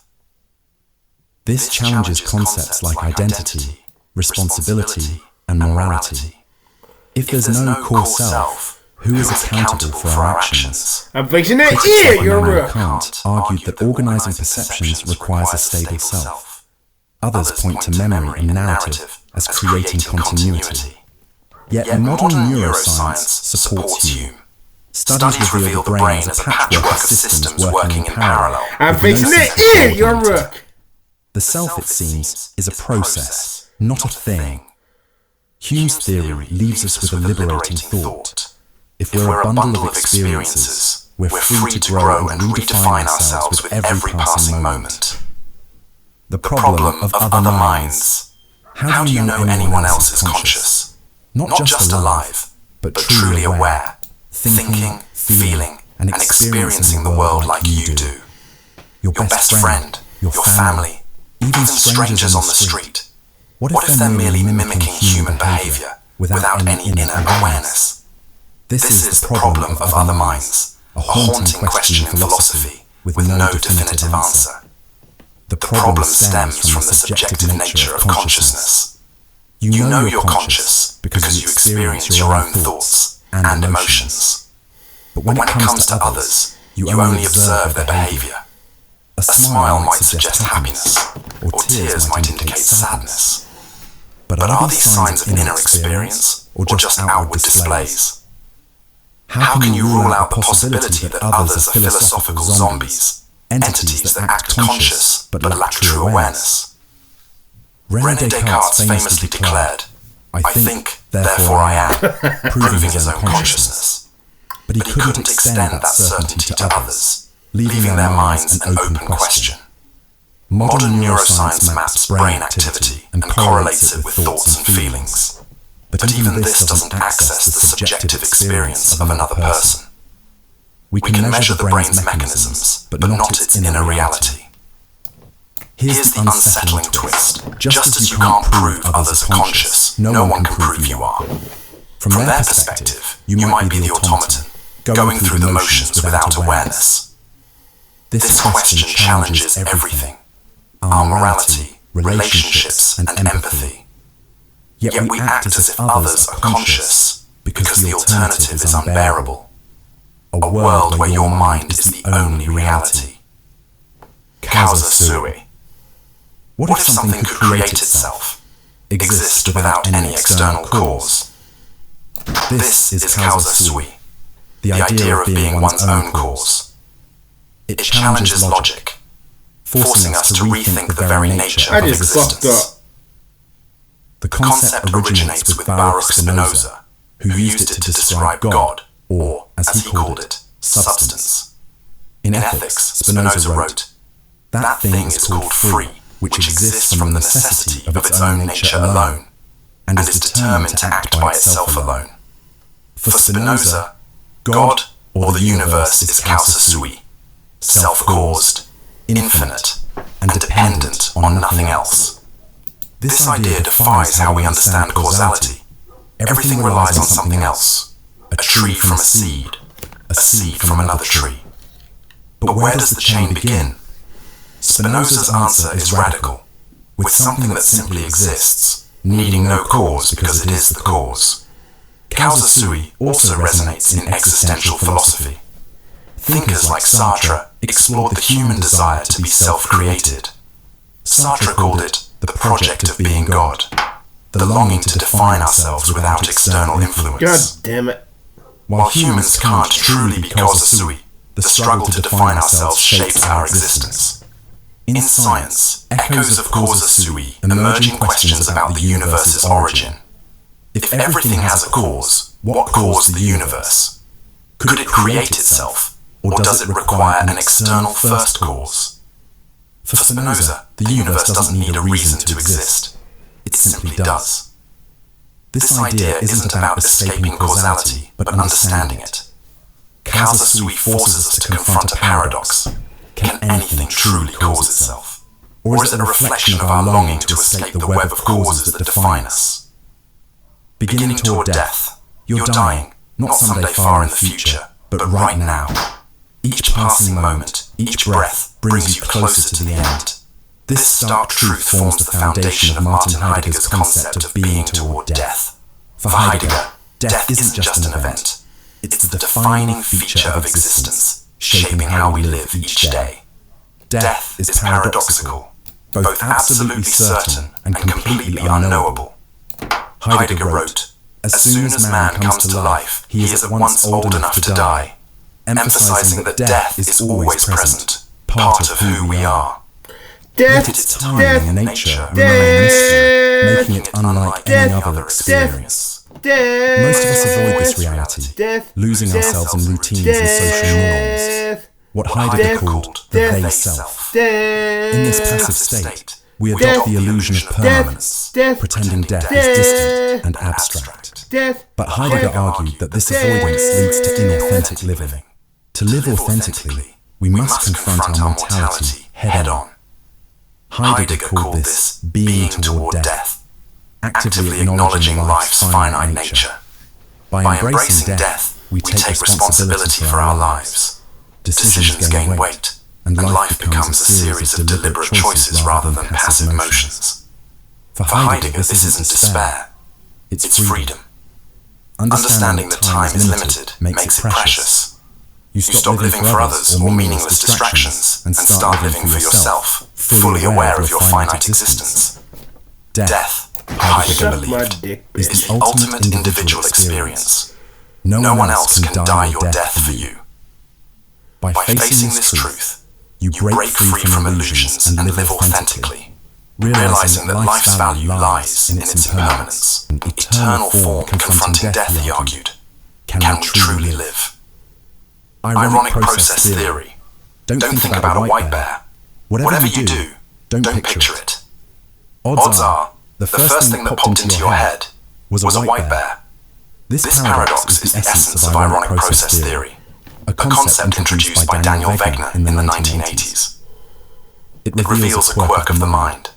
The more we try to suppress a thought, the more likely it is to intrude. But why does this happen? When we suppress a thought, the mind splits into two processes. The first actively tries to push the thought away. Don't think about the white bear. The second, unconscious process, scans for the thought to ensure it doesn't slip through. Ironically, this monitoring keeps the thought alive, ready to resurface. Wegner proved this in experiments where participants were told not to think about a white bear. The harder they tried, the more often the thought appeared. This isn't just a mental quirk, it has real-world implications. Insomnia sufferers who try to suppress worry often find themselves wide awake. People on diets fixate on forbidden foods.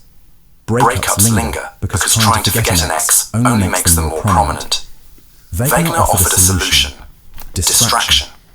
Redirecting the mind to another focus, like thinking about a black cat, can reduce the intrusive thought's power. Letting thoughts pass, rather than fighting them, also helps, much like watching clouds drift in the sky. The lesson? Suppression fuels obsession. Instead of wrestling with your mind, let the thought come and go, because, like a stubborn white bear, overthrow it, the stronger it becomes. Moral desert. Do we truly deserve anything? The concept of moral desert questions whether people genuinely earn the rewards or punishments they receive. On the surface, it seems fair. Good actions deserve good outcomes, and bad actions deserve bad ones. But dig deeper, and this belief starts to unravel. Philosophers like John Rawls argue that much of what we consider deserve depends on factors beyond our control. In A Theory of Justice, Rawls points out that traits like intelligence, talents, and even moral character are shaped by luck, our upbringing, genetics, and environment. If these foundational aspects of who we are aren't chosen, how can we claim to deserve anything? For example, someone born into wealth may achieve success through hard work, but their opportunities were built on advantages they didn't earn. Conversely, someone born into poverty may struggle despite equal or greater effort. Moral desert assumes a level playing field, but life rarely provides one. Bernard Williams goes further, suggesting that morality shouldn't focus on rewarding or punishing individuals, but on creating systems that promote fairness and well-being. He sees deservingness as a distraction, often used to justify inequality rather than address it. Determinism complicates things further. If our actions are shaped by prior causes, biology, environment, and experience, how much control do we really have? If free will is an illusion, can anyone truly deserve their fate? This debate has real-world implications. Meritocracies claim to reward effort, but if effort itself depends on unequal conditions, is this justice? And in criminal justice, punishment based on desert ignores systemic factors that shape behavior. The bicameral mind. What if human consciousness is far younger than we think? This is the bold idea behind the bicameral mind, a theory proposed by Julian Jaynes in his 1976 book, The Origin of Consciousness, in the Breakdown of the Bicameral Mind. Jaynes argued that ancient humans, as recently as 3,000 years ago, were not conscious as we are today. Instead, their minds operated in two chambers, one giving commands and the other obeying, interpreting these commands as the voices of gods. Jaynes pointed to texts like the Iliad, where characters lack introspection and attribute decisions to divine voices. He believed these weren't metaphors, but literal experiences, with one brain hemisphere producing commands and the other hearing them. This bicameral mind provided clear, authoritative guidance, essential for survival in chaotic early societies. Over time, societal complexity and the development of written language led to the breakdown of this system. As external pressures like wars and migrations increased, humans adapted, fostering introspection and the emergence of modern self-awareness. For Jaynes, this marked the birth of consciousness as we know it. Critics call the theory speculative, questioning its neurological basis and reliance on textual interpretation. However, Jaynes's ideas provoke profound questions. Is modern consciousness a relatively recent development shaped by history? Could it be more fragile and contingent than we assume? If consciousness once emerged from societal and environmental pressures, could it also fade under different conditions? Jaynes's theory forces us to consider whether our sense of self is an eternal human trait, or a fleeting product of a particular moment in history. State of nature as war. Strip away laws, governments, and societal rules. What's left? For philosopher Thomas Hobbes, it's chaos, a brutal war of every man against every man. This is the state of nature, a world without authority, which Hobbes saw as humanity's raw, unfiltered reality. In his 1651 work Leviathan, Hobbes argued that life in the state of nature would be driven by fear and competition. Humans, motivated by self-interest and survival, would clash endlessly over resources and power. In such condition, he wrote, the life of man is solitary, poor, nasty, brutish, and short. Why such chaos? Hobbes pointed to equality, not the noble kind, but the kind that makes everyone equally dangerous. Even the weakest can harm the strongest through cunning or alliances, creating perpetual mistrust. Without rules or authority to ensure safety, people would live in constant suspicion, ready to strike first. This isn't just theory. Hobbes pointed to civil wars and societal breakdowns as glimpses of the state of nature. Yet he didn't see humans as evil, just rational. In a world without order, survival demands preemptive conflict. Hobbes believed the only escape was the social contract, individuals surrendering some freedom to a sovereign authority, the Leviathan, in exchange for security and peace. This authority, wielding absolute power, keeps the chaos of the state of nature at bay. While critics argue Hobbes underestimated human cooperation, his vision resonates today. From political instability to international tensions, the shadow of the state of nature from the state of the nation, Hobbes challenges us to ask what truly holds civilization together, and how far are we willing to go to preserve it? From the state of the nation. Panopticism. What if we were always being watched, but never knew when? For the state Would you act differently? This is the essence of panopticism, a concept from philosopher Michel Foucault in Discipline and Punish. It reveals how the possibility of observation shapes behavior and extends control far beyond physical walls. Foucault was inspired by the panopticon, a prison design by Jeremy Bentham. The design featured a circular structure with cells surrounding a central watchtower. Guards could observe prisoners without being seen, creating a state of conscious and permanent visibility. The genius wasn't in constant observation, but in making prisoners think they could be watched at any moment. Foucault expanded this into a metaphor for modern power. Panopticism, he argued, isn't about actual surveillance, it's about the fear of it. The mere possibility of being watched leads people to regulate themselves, turning surveillance into self-discipline. A real subjection, Foucault wrote, is born mechanically from a fictitious relation. This principle pervades modern life. Security cameras, workplace monitoring, even social media. Come on, you slut. Do you post to express yourself or to shape how others perceive you? Panopticism shifts power from external enforcement to internal compliance. It also extends beyond technology. Schools, hospitals, and governments use observation and categorization to influence behavior. Foucault argued that the modern societies moved from physical punishment to psychological control, subtle but effective. Panopticism raises critical questions. How much of our freedom is illusion? Who's watching, and why? Awareness of this dynamic offers a chance to resist. The power of panopticism isn't in being watched, it's in believing we are, and recognizing that belief is the first step toward reclaiming control. Fallenness of Dasein. We spend our lives scrolling, chasing fleeting pleasures, and following routines. But is this truly living? Martin Heidegger called this the fallenness of Dasein, revealing an unsettling truth about human existence. Much of what we do is a distraction from facing who we really are. In Being and Time, Heidegger introduces the concept of Dasein, meaning being there, or existence. Dasein represents the human condition, our unique capacity to question life and seek meaning. Yet, instead of confronting these profound questions, we fall into what Heidegger termed fallenness, a passive absorption in the trivial and superficial. Fallenness isn't about morality, it's an existential state. Heidegger describes it as being lost in the they, letting societal norms and expectations dictate our lives.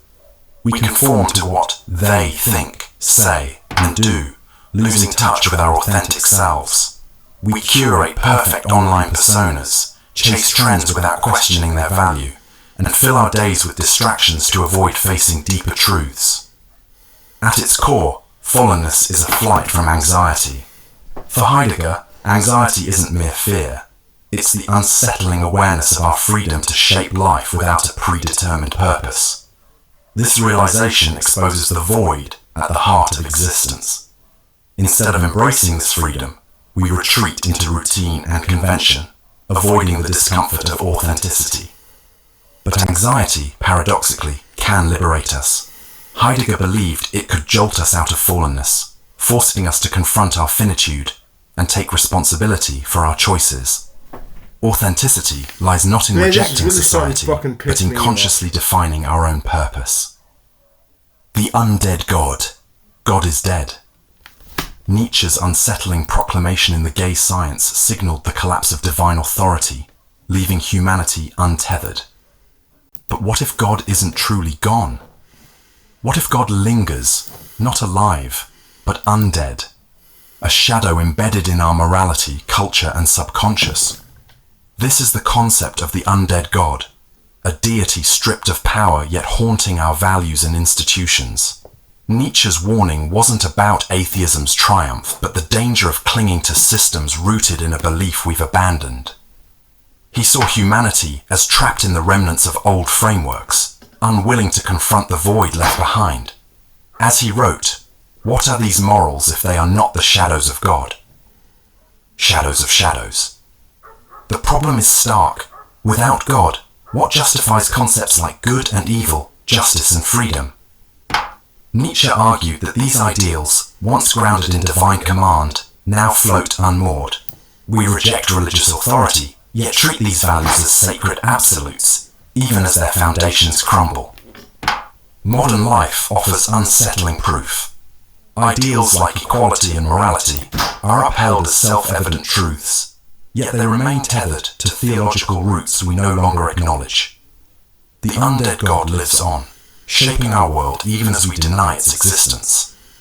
Nietzsche didn't merely diagnose this crisis, he demanded action.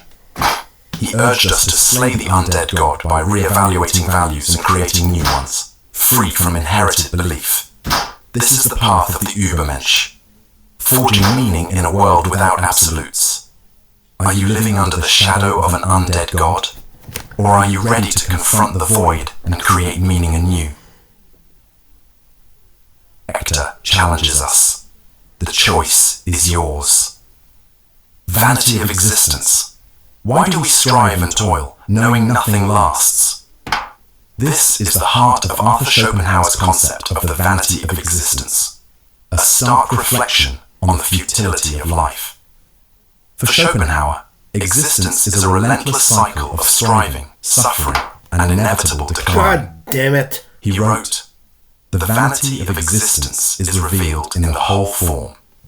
Existence assumes, in the infiniteness of time and space, contrasted with the finiteness of the individual in both. We are fleeting beings, adrift in an infinite, uncaring cosmos." Damn it. Schopenhauer argued that life is driven by the will to life, an insatiable force compelling us to survive, reproduce, and chase desires. Yet every fulfilled desire only gives way to new ones. All satisfaction, he declared, is only negative, the removal of a desire and its pain. This endless yearning mirrors Sisyphus, endlessly pushing his boulder uphill. Jesus In fucking daily life, Christ. this truth becomes evident. A new achievement, possession, or recognition provides fleeting joy, but the satisfaction dissolves, leaving us wanting again. Even acts of creation, love, or legacy, Schopenhauer saw as attempts to mask the void. Jesus. Time erodes all achievements. Even the grandest empires crumble. What has been and is no more, he wrote, always seems better than what is now. Schopenhauer didn't seek despair, but clarity. He believed recognizing life's futility allowed us to escape its grip. Through art, philosophy, and especially music, which offered moments of liberation from endless striving. Apophatic theology. God cannot be described, only negated. This is the foundation of apophatic theology, or negative theology, which argues that any attempt to describe God is inherently flawed. Not because the descriptions are false, but because human language is incapable of capturing the infinite and transcendent nature of the divine. The concept dates back to early Christian thinkers, like Pseudo-Dionysius, the Areopagite, who wrote, "The highest of all things is neither light, nor darkness, nor truth, nor falsehood. It is beyond all assertion and denial alike." To understand God, he argued, we must first unlearn everything we assume to know. Apophatic theology rejects positive descriptions like God is good or God is loving. These statements, it argues, reduce God to human terms, confining the divine to our limited understanding. Instead, it focuses on what God is not finite, not material, not bound by time, not comprehensible. It's like staring at the sun. You can't look directly at its brilliance, but you can perceive its effects. This approach is unsettling because it strips away certainty. If God is unknowable, how do we pray, worship, or build faith? Apophatic theologians suggest that the mystery itself is the point. By embracing what we cannot know, we approach a more reverent understanding of the divine.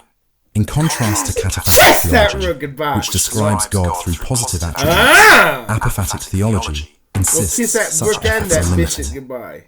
As the mystic Meister Eckhart said, God is greater than God. The Last Man.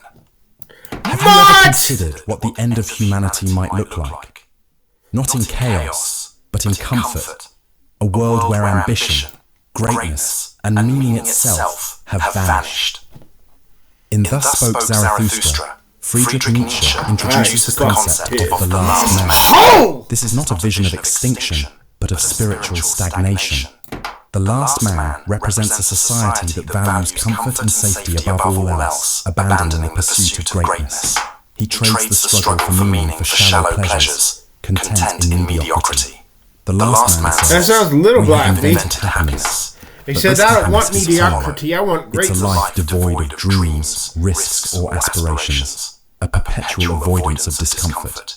He asks no profound questions, seeks no high purpose, and is satisfied with mere existence, living without challenge or depth. In stark contrast, Nietzsche's Übermensch, or Overman, embraces chaos and struggle, forging his own values and transcending mediocrity. Where the Overman sees life as an opportunity for creativity and growth, the last man reduces it to survival and routine. Nietzsche's warning resonates today. The obsession with comfort, the endless pursuit of distraction, and the fear of failure reflect the very retreat from meaning he feared. The last man is not evil or malicious. He is simply tired of striving, questioning, and enduring. He represents humanity's quiet decline into irrelevance, where mediocrity replaces ambition. Master-slave dialectic. Goddamn mediocrity. Every relationship is a struggle for recognition. This Now is don't the even essence think of the about that master-slave shit. dialectic, one of Georg Wilhelm Friedrich Hegel's Don't most even profound think ideas about of it. phenomenology of spirit.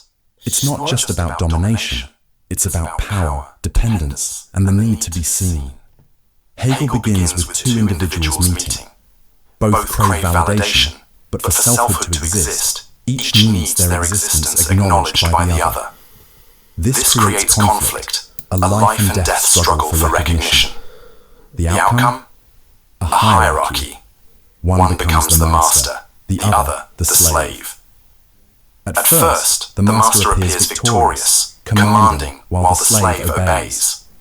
But Hegel reveals a paradox. The master's power is hollow because it relies entirely on the slave's recognition. True transformation, Hegel argues, happens through the slave's labor. By shaping the material world, the slave gains self-awareness and a deeper understanding of reality. As Hegel writes, through work, the slave becomes conscious of what he truly is. This dialectic isn't just about literal masters and slaves. It's a metaphor for power dynamics in all human relationships, from history's feudal systems to modern economic and social hierarchies. I'm facing the ear, you're rook. Evident in the dynamics of employers and employees, parents and children, even lovers. Recognition, Hegel shows, is rarely equal. But Hegel's insight goes further. True recognition, he suggests, comes from mutual acknowledgement, not domination. It's a delicate balance where both individuals affirm each other as equals. The Gnostic demiurge. What if the world you see, everything you believe is real, was crafted not by a benevolent creator, but by a flawed, malevolent art?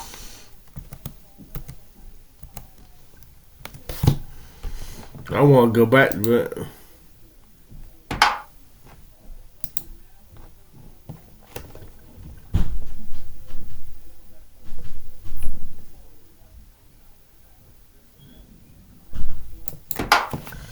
Let's get this damn piece of shit out of here so I can hear his fucking work. You son of a bitch. God damn it.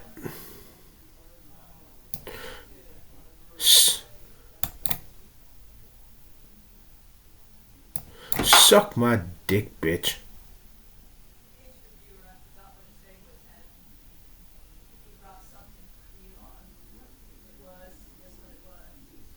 God damn it.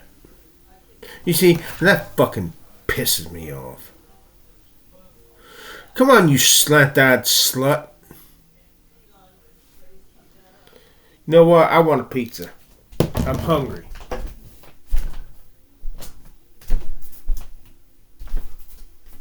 I'm hungry.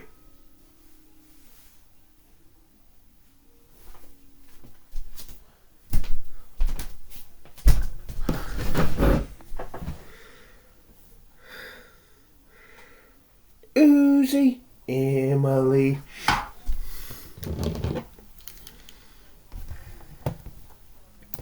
Suck my dick, bitch. You suck my dick, bitch. You suck my dick, bitch. You suck my dick, bitch. You suck my dick, bitch. You suck my dick, bitch. You suck my dick, bitch. You suck my dick. You suck my dick, bitch. You suck my dick, bitch. You suck my dick, bitch. Suck my dick. Now keep your filthy AIDS tainted STD laced lips off of my clean dick. You walk your happy ass down to the nearest gay bar and you suck a dick there, stupid slut. And pay to suck a dick, stupid fucker. You stupid goddamn motherfucking bitch. You suck a dick, bitch. Suck my motherfucking slut. You suck my dick, bitch.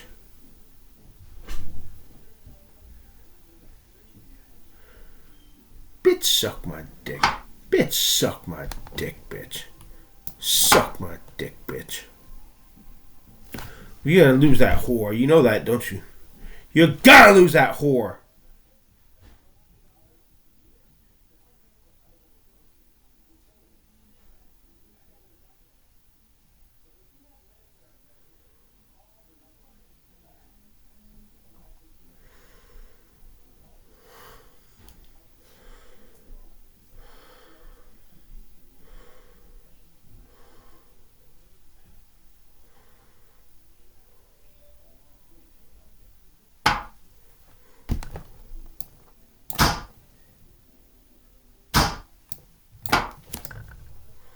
Come on, you dick sucker.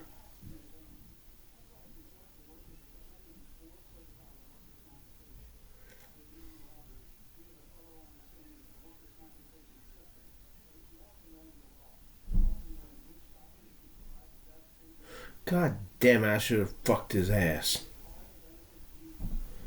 God fucking damn it. You see, that fucking pisses me off. That fucking, what a waste. What a waste of a move. You see, that fucking pisses me off. That fucking shit pisses my ass off some kind of fucking badly.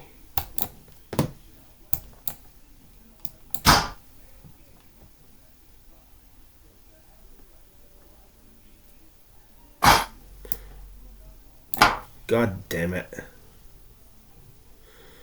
Go ahead, ear my rook, you slut.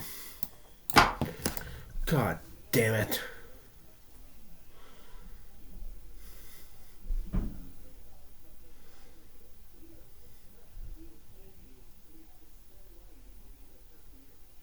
God damn it.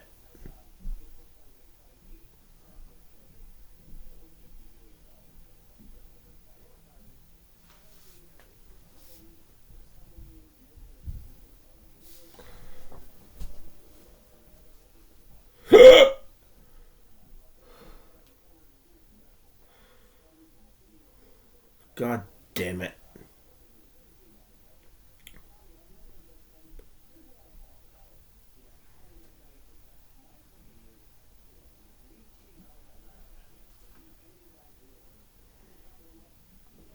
I think I'm gonna go order myself another fucking pizza. I'm hungry as fuck.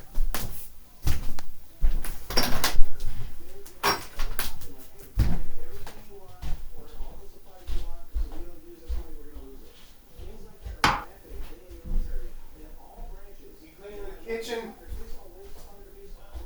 Yeah, are you cleaning the kitchen? Okay.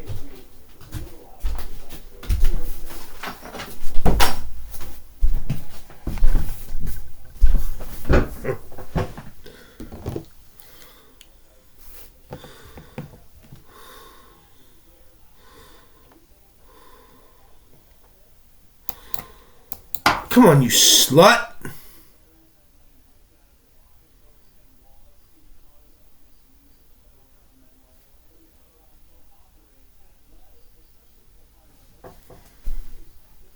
Now fuck up and move this pole right here.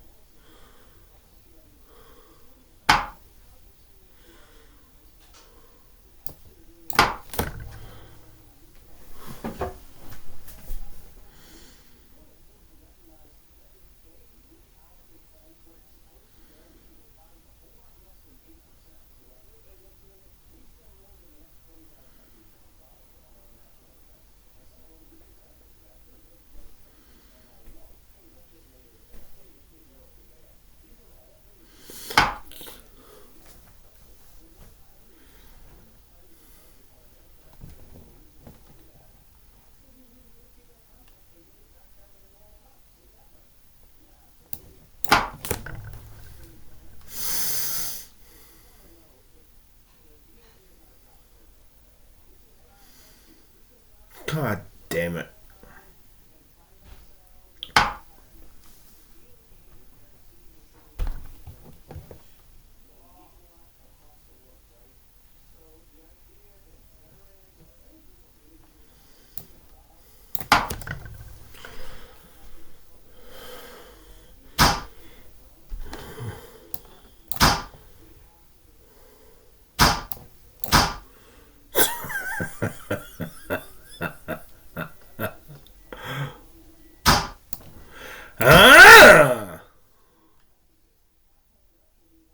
Now all I need to do is dick up some fucking poems.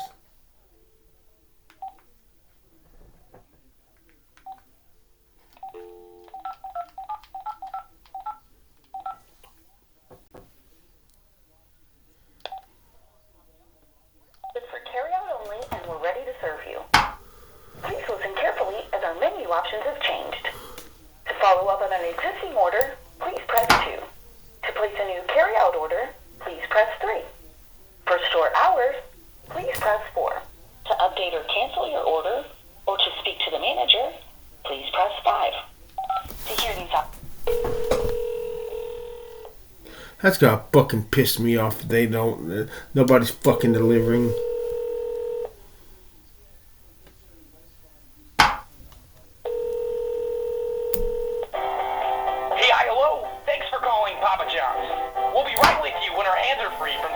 mozzarella cheese into our epic stuffed crust. This is Totally coming to you from the Papa John's Test Kitchen. I'm currently hand stuffing our fresh, never frozen original dough with 5 sticks of mozzarella. Hey, what's this, Papa John? You want to hold it? Are you delivering? Hey, hi, hello. Thanks for calling Papa John's. We'll be right with you when our hands are free from stuffing mozzarella cheese into our epic stuffed crust. This is Dough Totally coming to you from the Papa John's Test Kitchen. I'm currently hand stuffing our fresh, never frozen original dough with 5 sticks of mozzarella cheese to make our epic stuffed crust pizza. It's one of my favorite orders to make and eat. Pro tip, don't forget to ask for that extra special garlic sauce. You're going to want to dip with this crust. We're making you epic stuffed crust pizza. And now you can get a one-topping epic stuffed crust pizza for only $13.99. Better ingredients, better pizza, Papa John's. Hey, hi, hello. Thanks for calling Papa John's. We'll be right with you when our hands are free from stuffing mozzarella cheese into our epic stuffed crust. This is Dough Totally coming to you from the Papa John's Test Kitchen.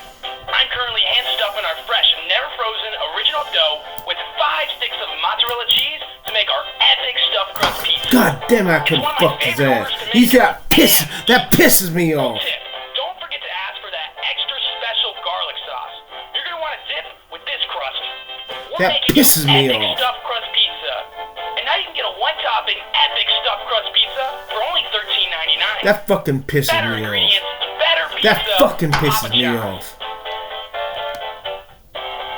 Hey, hi, hello. Thanks for calling Papa John's. We'll be right with you when our hands are free from stuffing mozzarella cheese into our epic stuffed crust. This is Dough Totally coming to you from the Papa John's Test Kitchen. I'm currently hand stuffing our fresh, never frozen original dough with 5 sticks of mozzarella cheese to make our epic stuffed crust pizza. It's one of my favorite orders to make and eat. Pro tip, don't forget to ask for that extra special garlic sauce. You're going to want to dip with this crust. We're making you epic stuffed crust pizza. And now you can get a one-topping epic stuffed crust pizza for only $13.99. Better ingredients, better pizza, Papa John's. Fucking damn it. Hey, hi, hello. Jesus Thanks for calling fucking Papa John's. Christ. We'll be right with you when our hands In a are free from stuffing mozzarella nut. cheese into our epic stuffed crust. This is Dough Totally coming to you from the Papa John's Test Kitchen. I'm currently hand stuffing our fresh, never frozen original dough with 5 sticks of mozzarella cheese to make our epic stuffed crust pizza. It's one of my favorite orders to make and eat. Pro tip, don't forget to ask for that extra special garlic sauce. You're going to want to dip with this crust. We're making you epic stuffed crust pizza. And now you can get a one-topping epic stuffed crust pizza for only $13.99. Better ingredients, better pizza, Papa John's. Hey, hi, hello. Thanks for calling Papa Now John's. fuck up and take that We'll be right poem. with you when our hands are free from stuffing mozzarella cheese into our epic stuffed crust. This is Dough Totally coming to you from the Papa John's Test Kitchen. I'm currently hand stuffing our fresh, never frozen original dough with 5 sticks of mozzarella cheese to make our epic stuffed crust pizza. It's one of my favorite orders to make and eat. Pro tip, don't forget to ask for that extra special garlic sauce. You're going to want to dip with this crust. We're making you epic stuffed crust pizza. And now you can get a one-topping epic stuffed crust pizza for only $13.99. Better ingredients, better pizza, Papa John's. Hey, hi, hello. Thanks for calling Papa John's. We'll be right with you when our hands are free from stuffing mozzarella cheese into our epic stuffed crust. This is Dough Totally coming to you from the Papa John's Test Kitchen. I'm currently hand stuffing our fresh, never frozen original dough with... Suck my dick, bitch.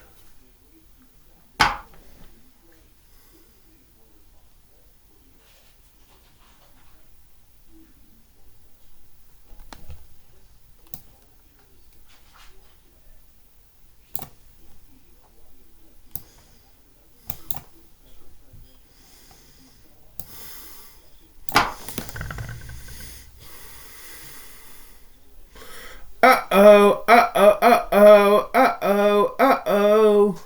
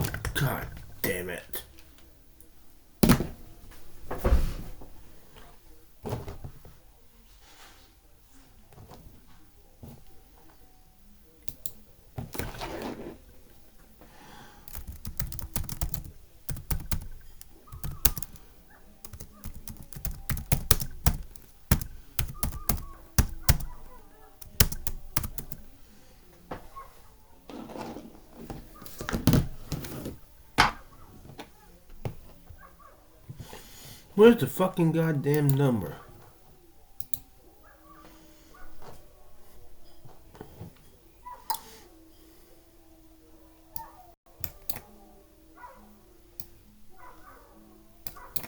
God damn it.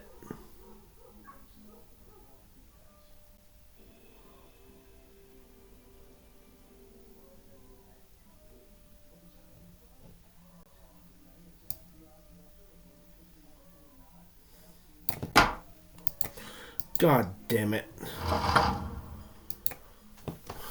God fucking damn it. God bucket.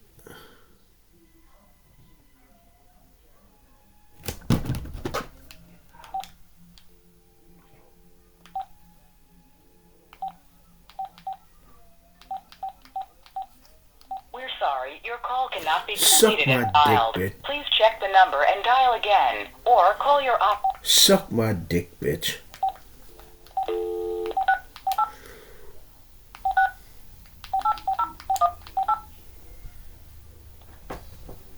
Thank you for calling Little Caesars. The fastest way to pizza is through the Little Caesars app. Please press 1 right now to have a link sent directly to your mobile phone. For pickup or delivery, please press 1 now to get the app.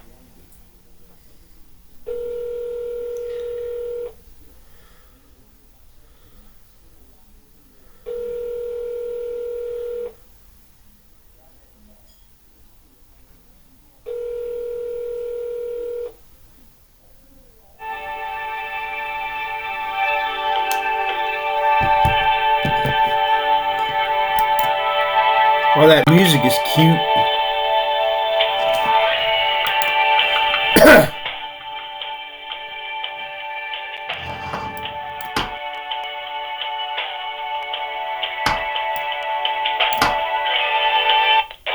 Thanks for calling Little Caesars. How may I help you?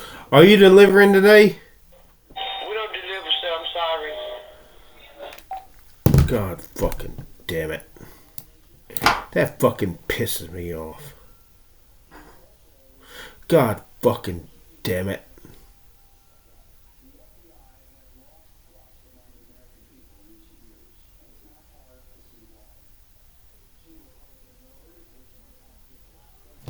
I see a fucking Domino's.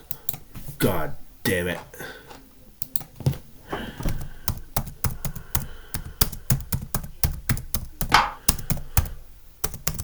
With spit. With spit.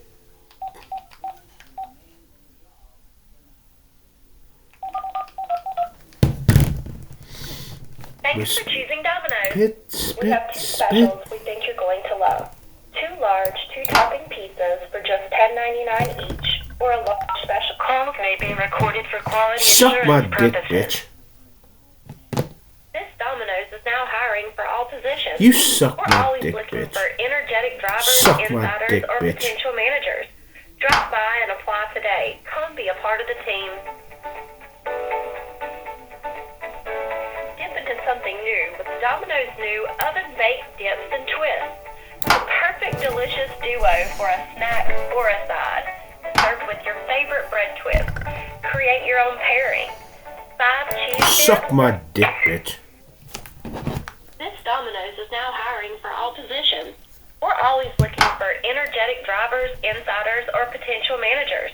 Drop by and apply today. Come be a part of the team. Suck my dick, bitch. Dip into something new with Domino's new oven-baked dips and twists. The perfect delicious duo for a snack or a side. Served with your favorite bread twist. Create your own pairing.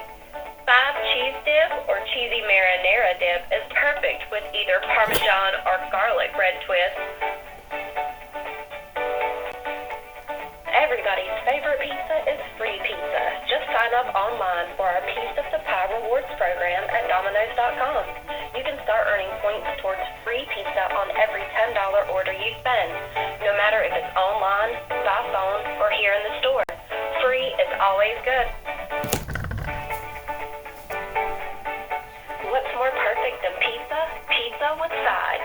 Add some of Domino's oven-baked dips and twists. Try them all.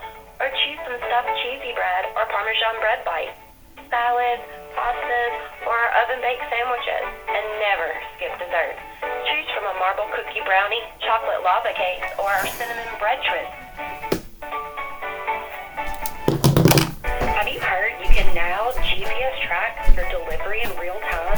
Whether you call or order online, after you place your order, you can go to Domino's.com, click tracker, enter the phone number you assigned to your order, and you can watch as your delivery driver makes their way to your home. Now you will know the exact minute your driver is arriving. We think it's pretty cool, and hope you do too. This Domino's is now hiring for all positions.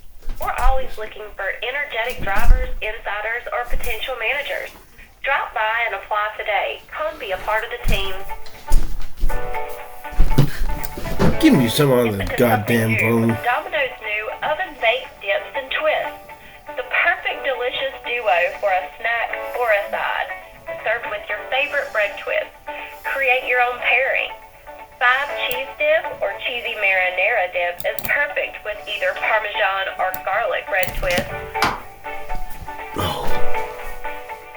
Everybody's favorite pizza is free pizza. Just sign up online for our Piece of the Pie rewards program at Domino's.com. You can start earning points towards free pizza on every $10 order you spend. No matter if it's online, by phone, or here in the store. Free is always good. What's more perfect than pizza? Pizza with sides. Add some of Domino's new oven-baked dips and twists. Try them all. Or choose some stuffed cheesy bread or Parmesan bread bites, salads, pastas, or oven-baked sandwiches. Pasta! Choose from a marble cookie brownie, chocolate lava cake, Pasta! Have you heard you can now GPS track your delivery in real time? Whether you call or order online, after you place your order, you can go to Domino's.com, click track, enter the phone number you assigned to your order, and you can watch as your delivery driver makes their way to your home. Now you will know the exact minute your driver is arriving. We think it's pretty cool, and hope you do too. Pasta! Domino's is now hiring for all positions. We're always looking for energetic drivers, insiders, or potential managers. Drop by and apply today. Come be a part of the team. Has she got Jules got arms? Dip into something new with Domino's new oven-baked dips and twists. The perfect delicious duo for a snack or a side. Served with your favorite bread twist. Create your own pairing. 5 cheese dip or cheesy marinara dip is perfect with either Parmesan or garlic bread twist. Suck my dick, bitch.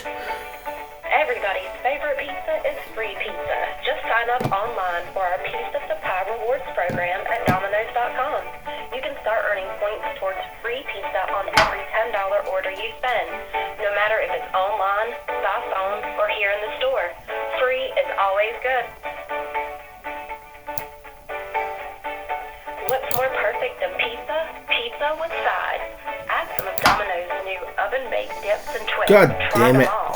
Or choose some stuffed cheesy bread or Parmesan bread bites, salads, pastas, or oven-baked sandwiches. Will you give me some on the goddamn line? Choose from a marble cookie brownie, chocolate lava cake, or our cinnamon bread twist. Have you heard you can now GPS track your delivery in real time? Whether you call or order online, after you place your order, you can go to Domino's.com, click tracker, enter the phone number you assigned to your order, and you can watch as your delivery driver makes their way to your home. Now you will know the exact minute your driver is arriving. We think it's pretty cool, and hope you do too. This Domino's is now hiring for all positions. We're always looking for energetic drivers, insiders, or potential managers. Drop by and apply today. Come be a part of the team. Dip into something new with Domino's new oven-baked dips and twists. The perfect delicious duo for a snack or a side. Served with your favorite bread twist. Create your own pairing. 5 cheese dip or cheesy marinara dip. perfect with either Parmesan or garlic bread twist. Suck my fucking dick. God fucking damn it.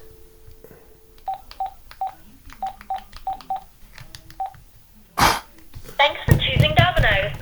We have 2 specials Suck my that you're dick, going to bitch. love. 2 large, 2-topping pizzas for just $10.99 each, or a large specialty pizza for only $14.99.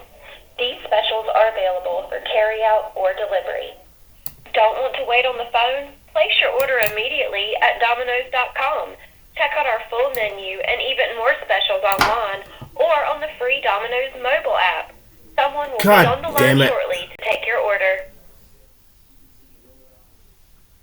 Calls may be recorded for quality assurance purposes. This Domino's is now hiring for all positions. We're always looking for energetic drivers. Thanks for calling Domino's. Please hold.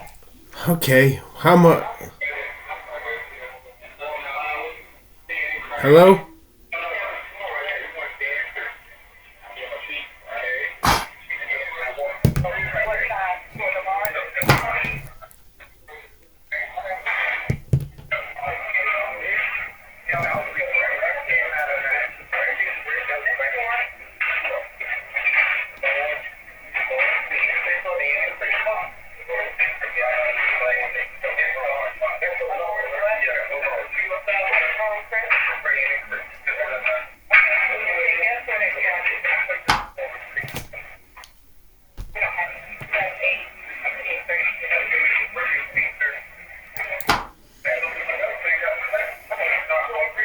God damn it.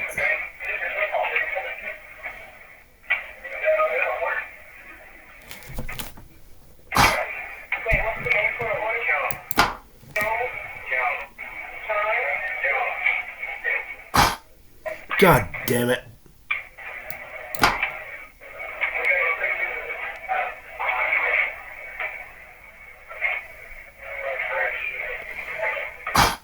God damn it.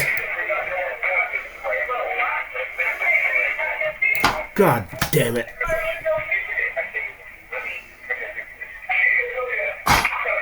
God damn it. Jesus fucking Christ.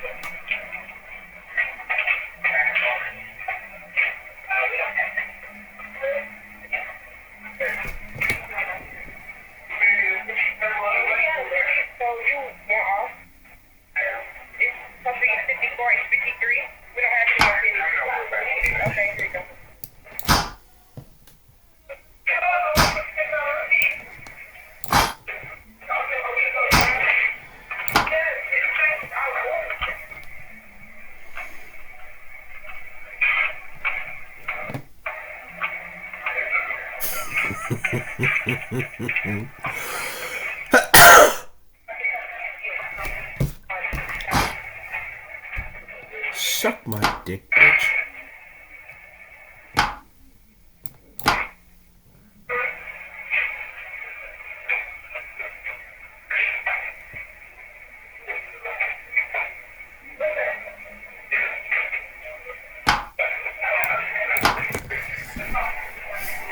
The chase is on.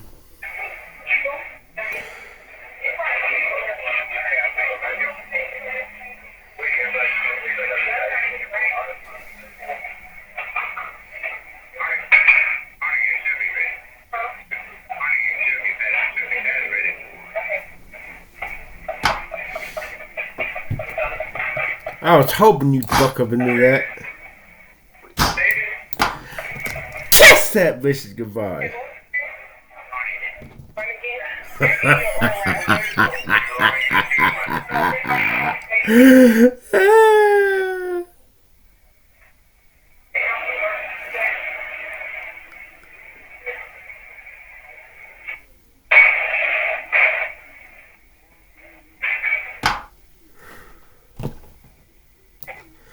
Now fuck up and take that poem.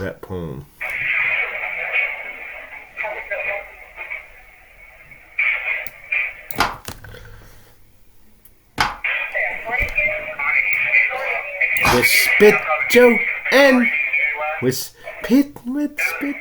Now fuck up and move right here.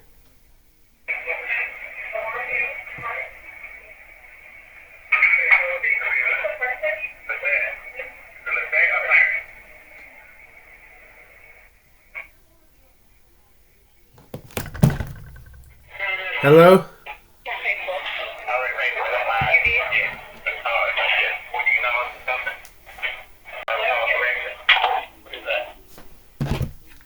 Hello? Hello? Okay.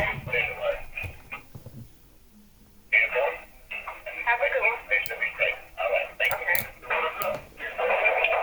Sorry for holding your answer. Hello?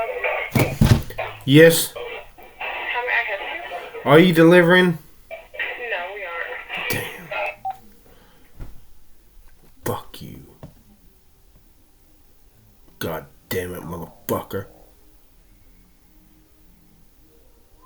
God damn motherfucker. God damn, I want a fucking pizza. God damn.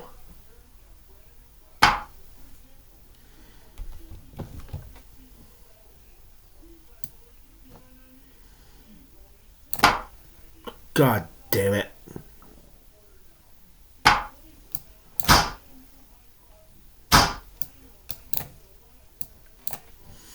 Come on, you goddamn motherfucker.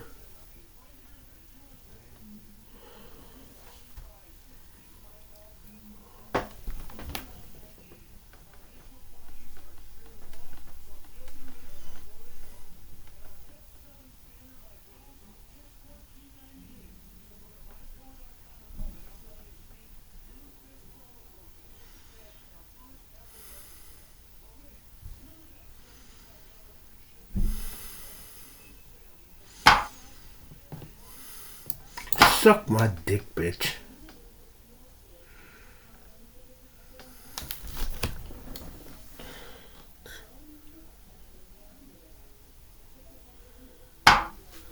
Suck my motherfucking dick, bitch.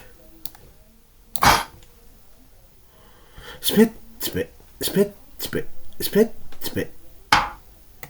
Shim a little extra treat. I fucked his hole!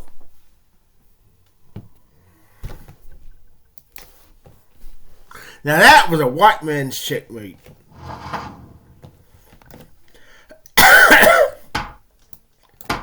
That was a white checkmate. That checkmate was white.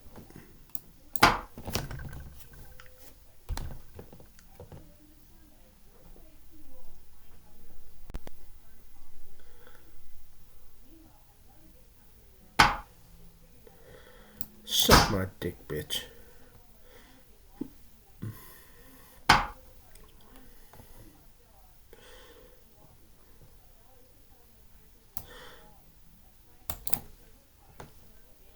Suck my motherfucking dick, bitch.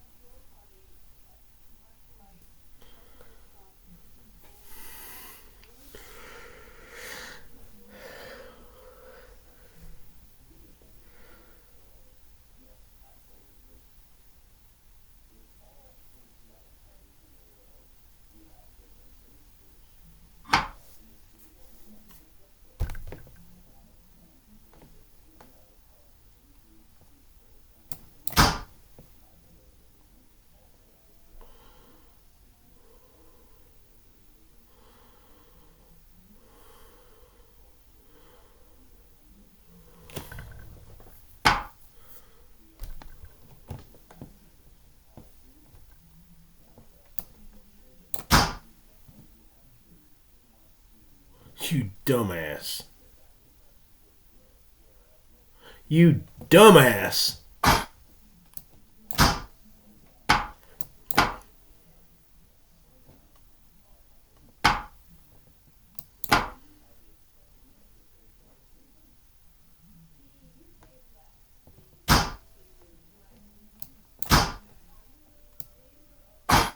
You dumbass.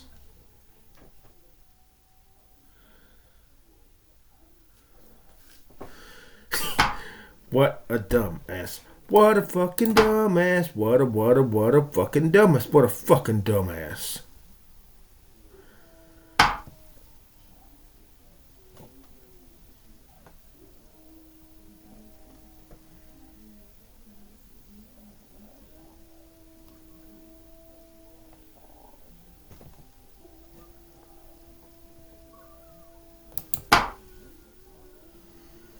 God damn it.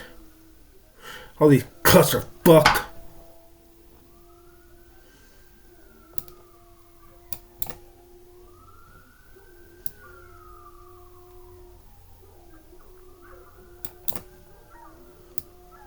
All these goddamn pieces of clusterfuck.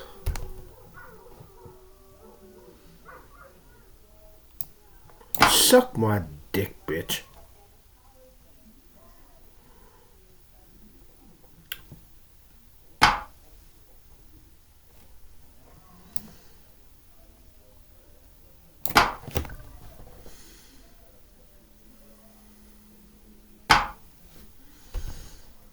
Suck my dick, bitch.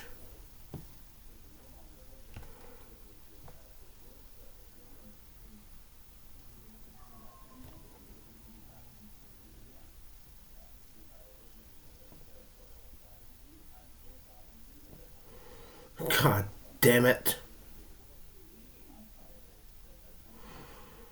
Jesus. God fucking damn it.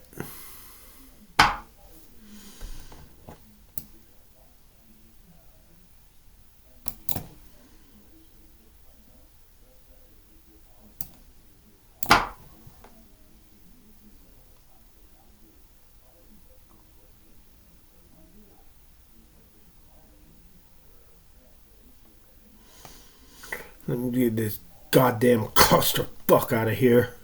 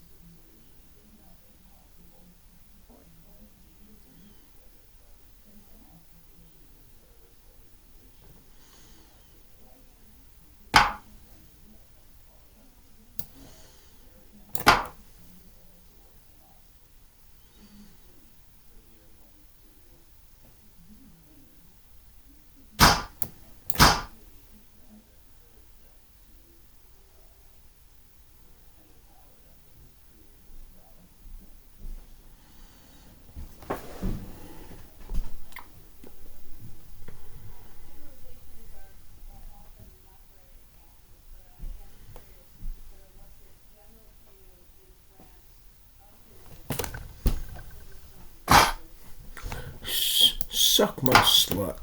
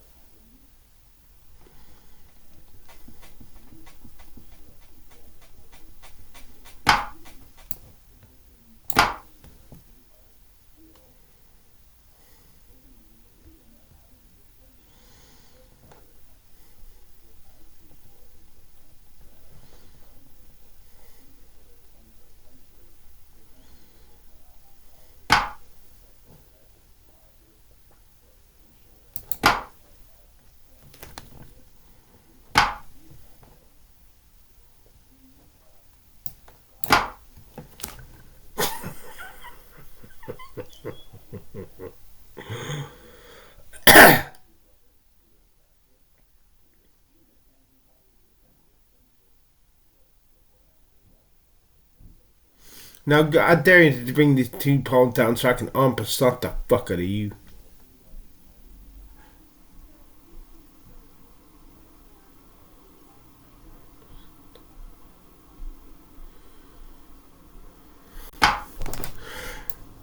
I unpercented the fuck out of you.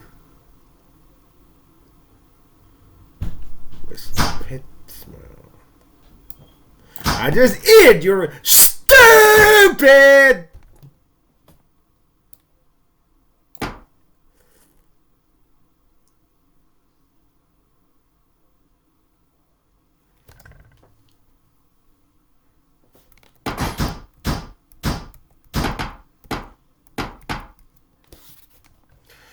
Ah.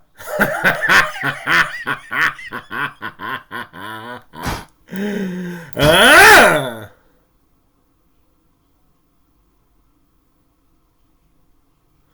I fuck his hole.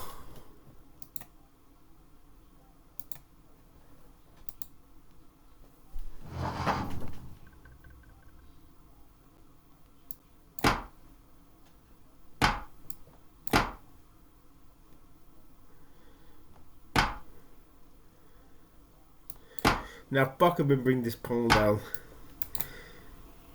Suck my dick, bitch.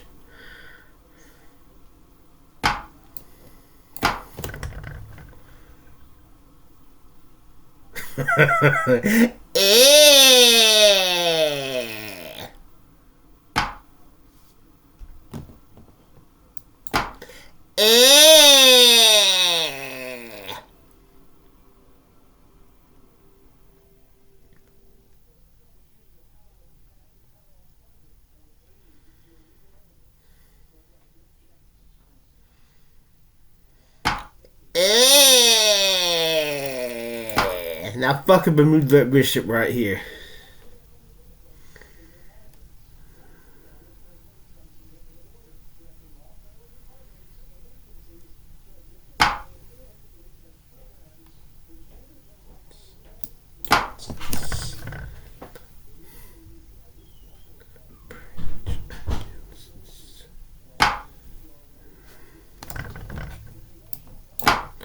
Preach against sin.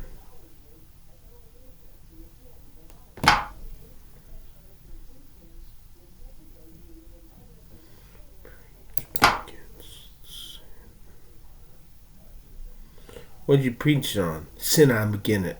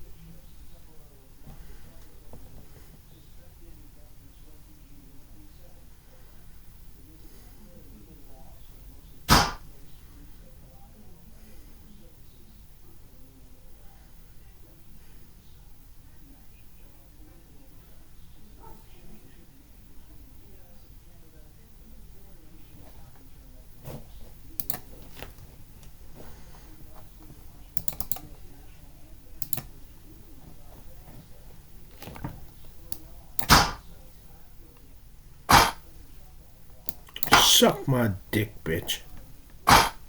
Suck my dick, bitch. Suck my fucking dick. You suck my dick, bitch. You stupid fucking bitch.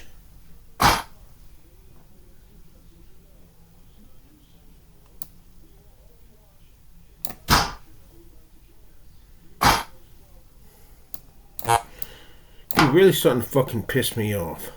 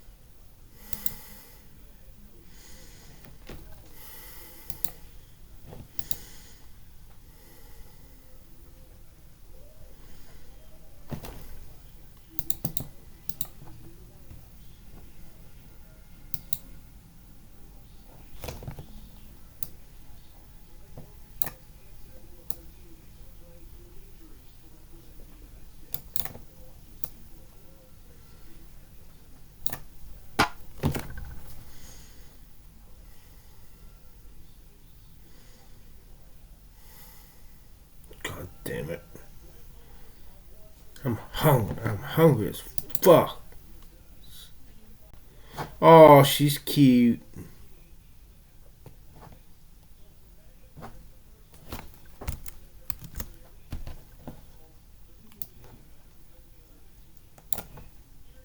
Oh, he kissed her head.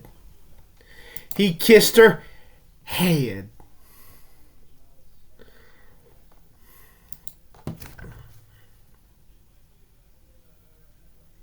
Move! Suck my dick, bitch. Suck my motherfucking slut.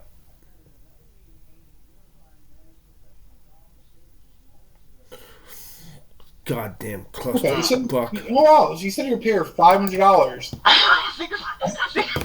This is...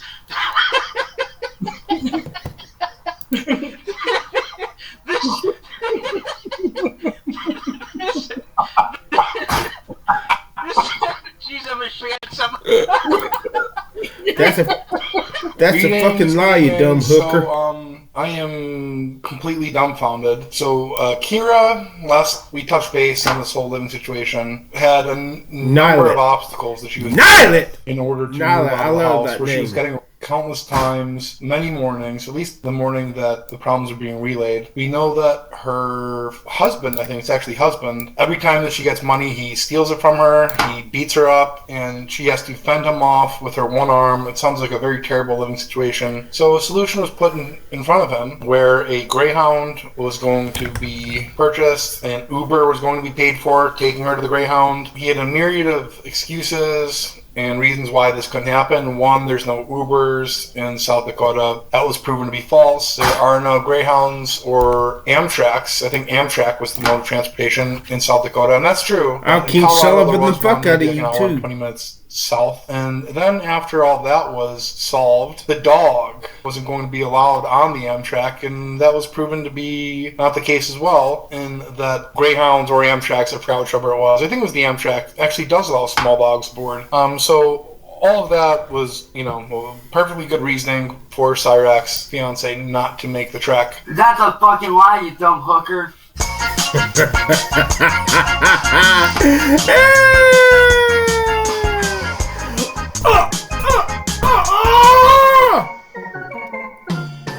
That's a fucking lie, you dumb hooker.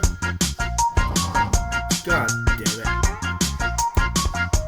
That's a fucking lie, you dumb hooker.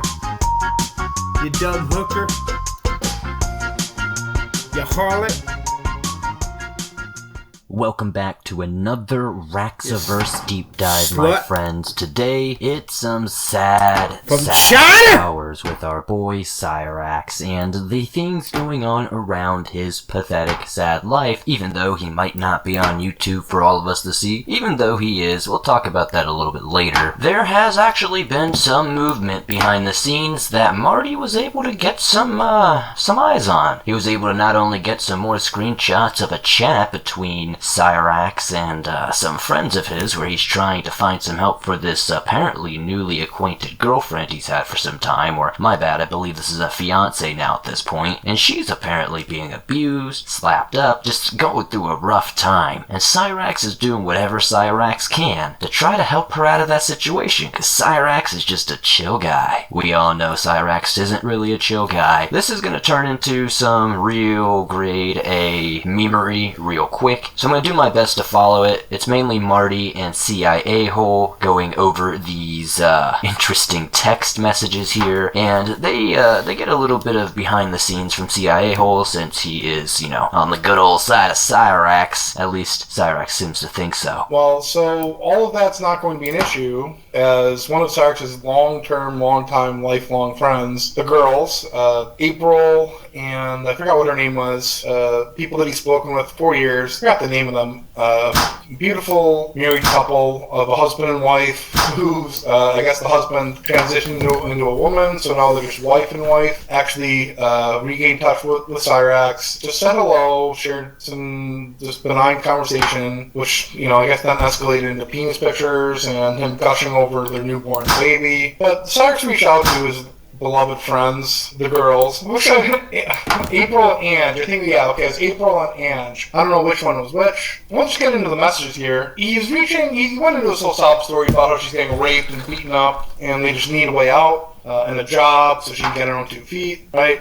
Perfectly reasonable expectations. So the plot only continues to thicken. Now, some lifelong friends, or, you know, friends of many years, it's really hard to tell with Cyrax, the way he words things and likes to stretch the meaning of time, and at one point, I guess this was a husband-wife duo that is now a wife and wife duo. Nothing wrong with that, live your truth. But I guess good old Cyrax is back to spinning yarns again and trying to get people to help him out with a situation that may or may not be real. It's honestly kind of hard to tell at this point. This situation goes so deep, it's so crazy.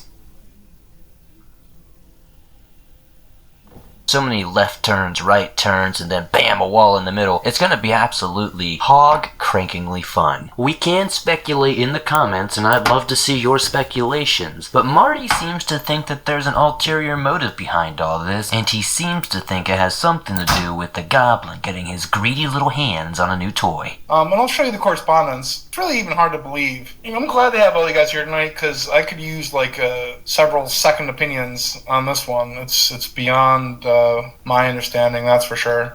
Honestly, this is so fucking baffling. Like, I don't even know what to make of this, but we'll get into it. Give me a second. Excellent. Okay, so this was, I guess, a little over a month ago. Just the girls, April and Ange, the beautiful trans couple, or it's half trans, wife and wife. One of the wives has a penis. Reaching out, touching base with Chance, and hey, Chance, we were wondering how you have been. Hope you and the family are well. I don't know what the screenshot is, but I guess they touched back 2.5 weeks later. And prepare to have your minds blown and put on your thinking caps, trying to evaluate exactly what is going on here, because for the life of me, I don't know. I have some ideas. Let's just let this roll, okay?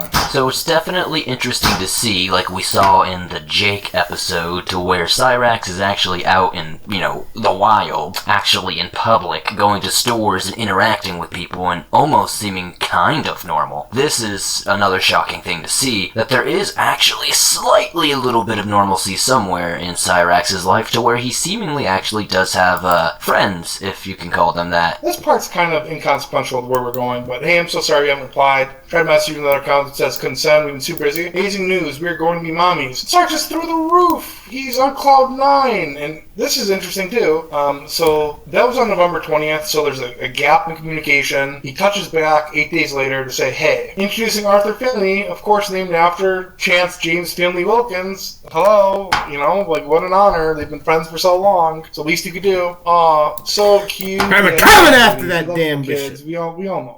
That's nothing new. So little man, we're so happy. And then on Monday, I swear, just unsolicited too, this is really weird. On Monday at 12:30, wait a second. If my fiancé Kira's ex was in the picture, I'd be making a video calling fat-ass Marty out right now. This is an important takeaway for me, at least. As much as I would love to give Cyrax the benefit of the doubt for just being excited for his friends, there's always some sort of ulterior motive to him being excited, happy, or supportive to anybody but himself. So, unfortunately, I'm gonna have to side with Marty on this one. It is strange, and Cyrax does seem to love when other people have kids. What I do find interesting, though, just like Marty seems to find interest in, is that out of nowhere, literally out of the blue, he sends this paragraph and he's like, man, if it wasn't for my girlfriend's boyfriend right now, which is absolutely diabolical statement to say anyway. If he wasn't here, oh boy, I'd be talking trash about Fat Boy Marty. And it's just like, we know you would, Cyrax, we know you would.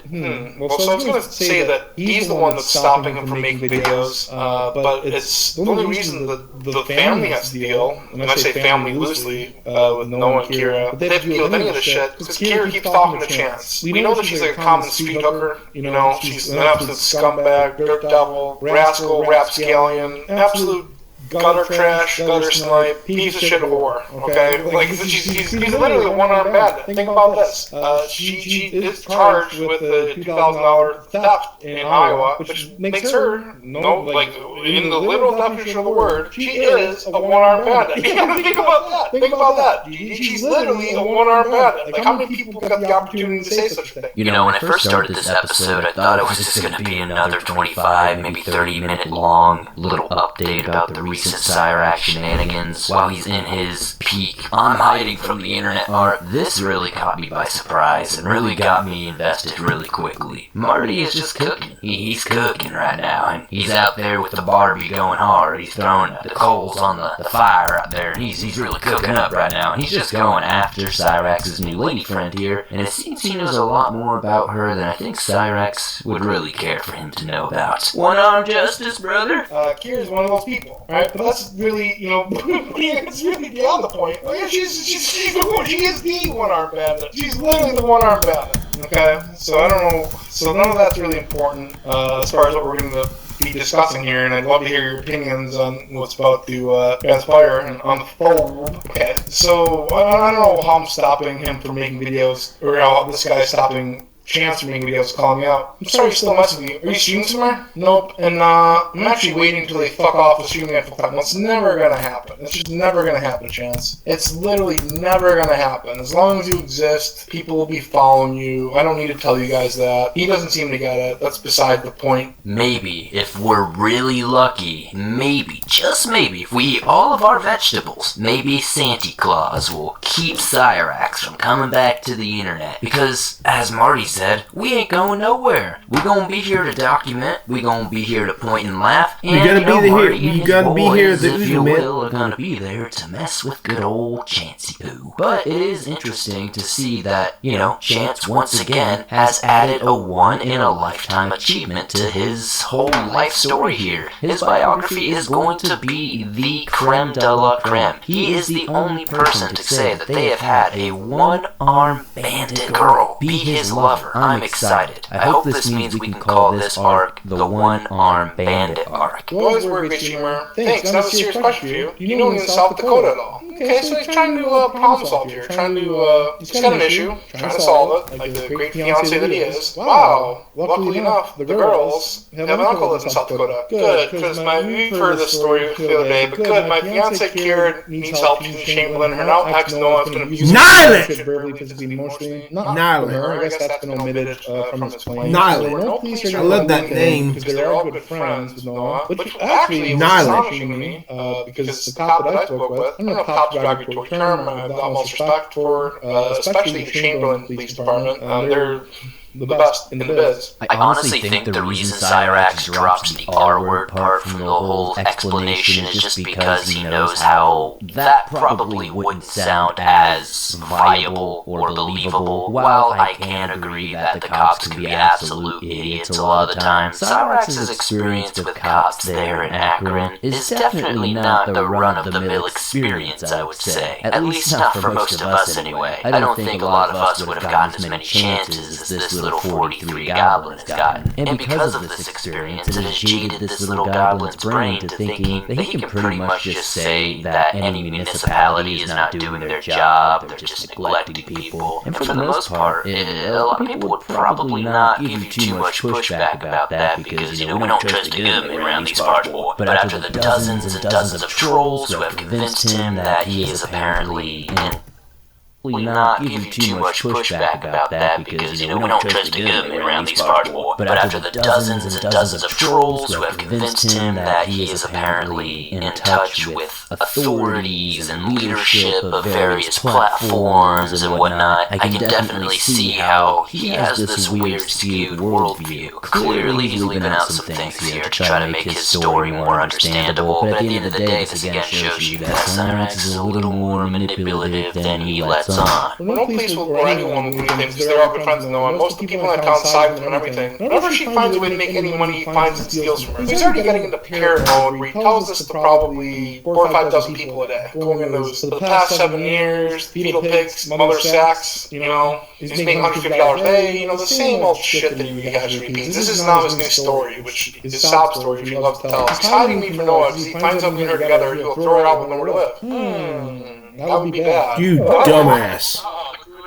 Cyrax going into what is known as parent mode, as Marty says, is probably one of the best descriptions I could probably have ever given for what Cyrax seemingly does. He goes through this cycle to where he's going to go to his Rolodex and go through each contact and give them the same spiel, and by the time he gets to the last one, he's as convincing as he's going to get with it. He believes his own delusion at that point. He's fallen for his own lie, if you will. And this is what happens with pathological liars. Now, somebody who grew up in a household with a pathological liar as a parent who was constantly causing issues, you kind of really quickly learn these types of cycles. And pathological liars constantly fall into their own lies, and it becomes more convincing because they convince themselves. But once you figure out the whole ruse, the house of cards comes tumbling down. Hey, man. Hey. How you been, man? I'm alright. So, I imagine you and your showing off all that. I just figured since the war was over and we won the war. Yeah, the war will never end as long as I'm breathing. But yeah, I'm just a little perplexed. It's kind of like because I had like the exact same thread of messages just a few days ago. Got leaked. You saw them. Yeah. It's like the Twilight Zone. Yes. And I gotta ask you how you felt. Hello. My Bluetooth in my car is like fucking up. Can you hear me now? Yes. Yeah, I think it's so brisk. Yeah. Outside? You doing outside? It's a snowstorm brewing. It's crazy. Yeah. I don't know. Nihilate. Come here. We haven't brought in our patio furniture yet. And, it was all over the backyard. Yeah, it was all over the place. Anyway, so I was a little perplexed because I had just experienced the exact same text thread, between the two of us, and really provided identical solutions. You would think that it was the same person talking. Your solutions were completely different. Like yours was a matter of transportation, and the girls was a matter of logic. So the infamous CIA hole is going to be joining Marty for the rest of this video. We're going to get a lot of insight because, as we know, CIA hole is somebody who is quote-unquote over on Cyrax's side of the fence, and he, from time to time, has some interactions and chats going on with the boy. As of currently, apparently he is locked, so RIP to the boy CIA hole on that end of things. But I'm sure things will change as things progress. They always seemingly do in the Cyrax storyline here. He's coming in hot, though. He's claiming that they won this war, and, I don't think Marty's gonna concede that easily. Marty's already bested him once. He says, pretty much what the girl said, the same thing as what I said. And Marty was not so fast, and explains it quickly. But let's keep watching more, because this one's gonna be deep. We have a lot more to cover. Let me go start my damn coffee. You got a second crack at it. Maybe it's good that I don't order pizza. That's money I saved. I understand. So shit.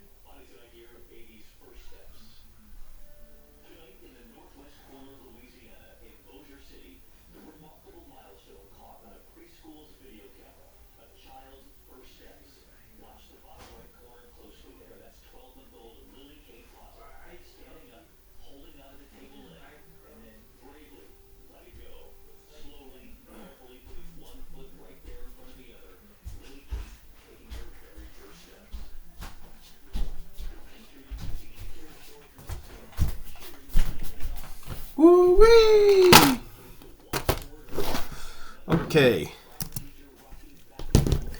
Let's watch some more damn Cyrax. Okay, let's watch some more damn Cyrax. Yeah, Graveyard Game. It's the Graveyard Gamer. It's a new channel of hip pop culture gaming tips. It's going to be live gameplay and more. Hopefully, we'll branch off a bit of a network. Raising maybe bucks, have a music streaming channel. But I was maybe even thinking about launching a podcast with Chance, Ethan, and myself. Well, are you in touch with Chance, though? When I hacked into your device, it says that you were actually blocked on Messenger. I mean, rub any salt in the wound, but... It's always when he needs something. Well, he needed something recently. Or did he? I guess that's the question, right? Well, most recently was we were trying to figure out how to get Kira out of South Dakota. Well, I mean, he needed that.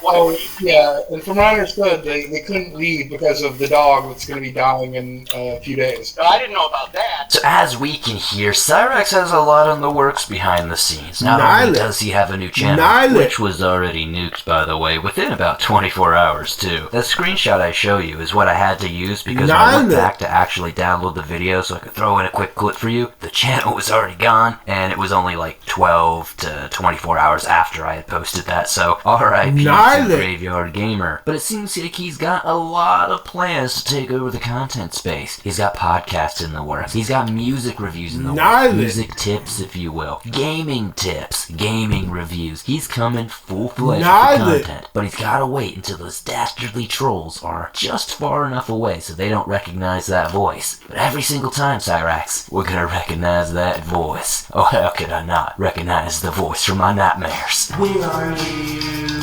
And I'm so sorry that Sally cut the internet tonight. I'm sorry, guys. Well, I mean, I think in the shit that you're going to play right now, he divulges that the dog is about to be put...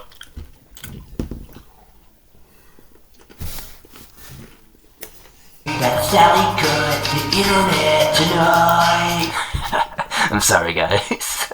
Well, I mean, I think in the shit that you're going to play right now, he divulges that the dog is about to be put under. Well, yeah, you must have been listening because I did touch on that. So yeah, okay, okay. When I was helping him the other day, the dog's demise wasn't even on the radar. So it's a new development or a new excuse. I don't know what you want to call it. So yeah, I guess you know, as he told you, and I guess like there's good news. The bad news, the dog is dying. The good news, he's not with her anymore. So that's got to be a good thing, right? Yeah, I would hope. I mean, I don't think there was ever confirmation that was occurring because it was kind of. Well, he raped her countless times that morning. I read it very carefully. Yeah, that was the original call to arms. Yeah.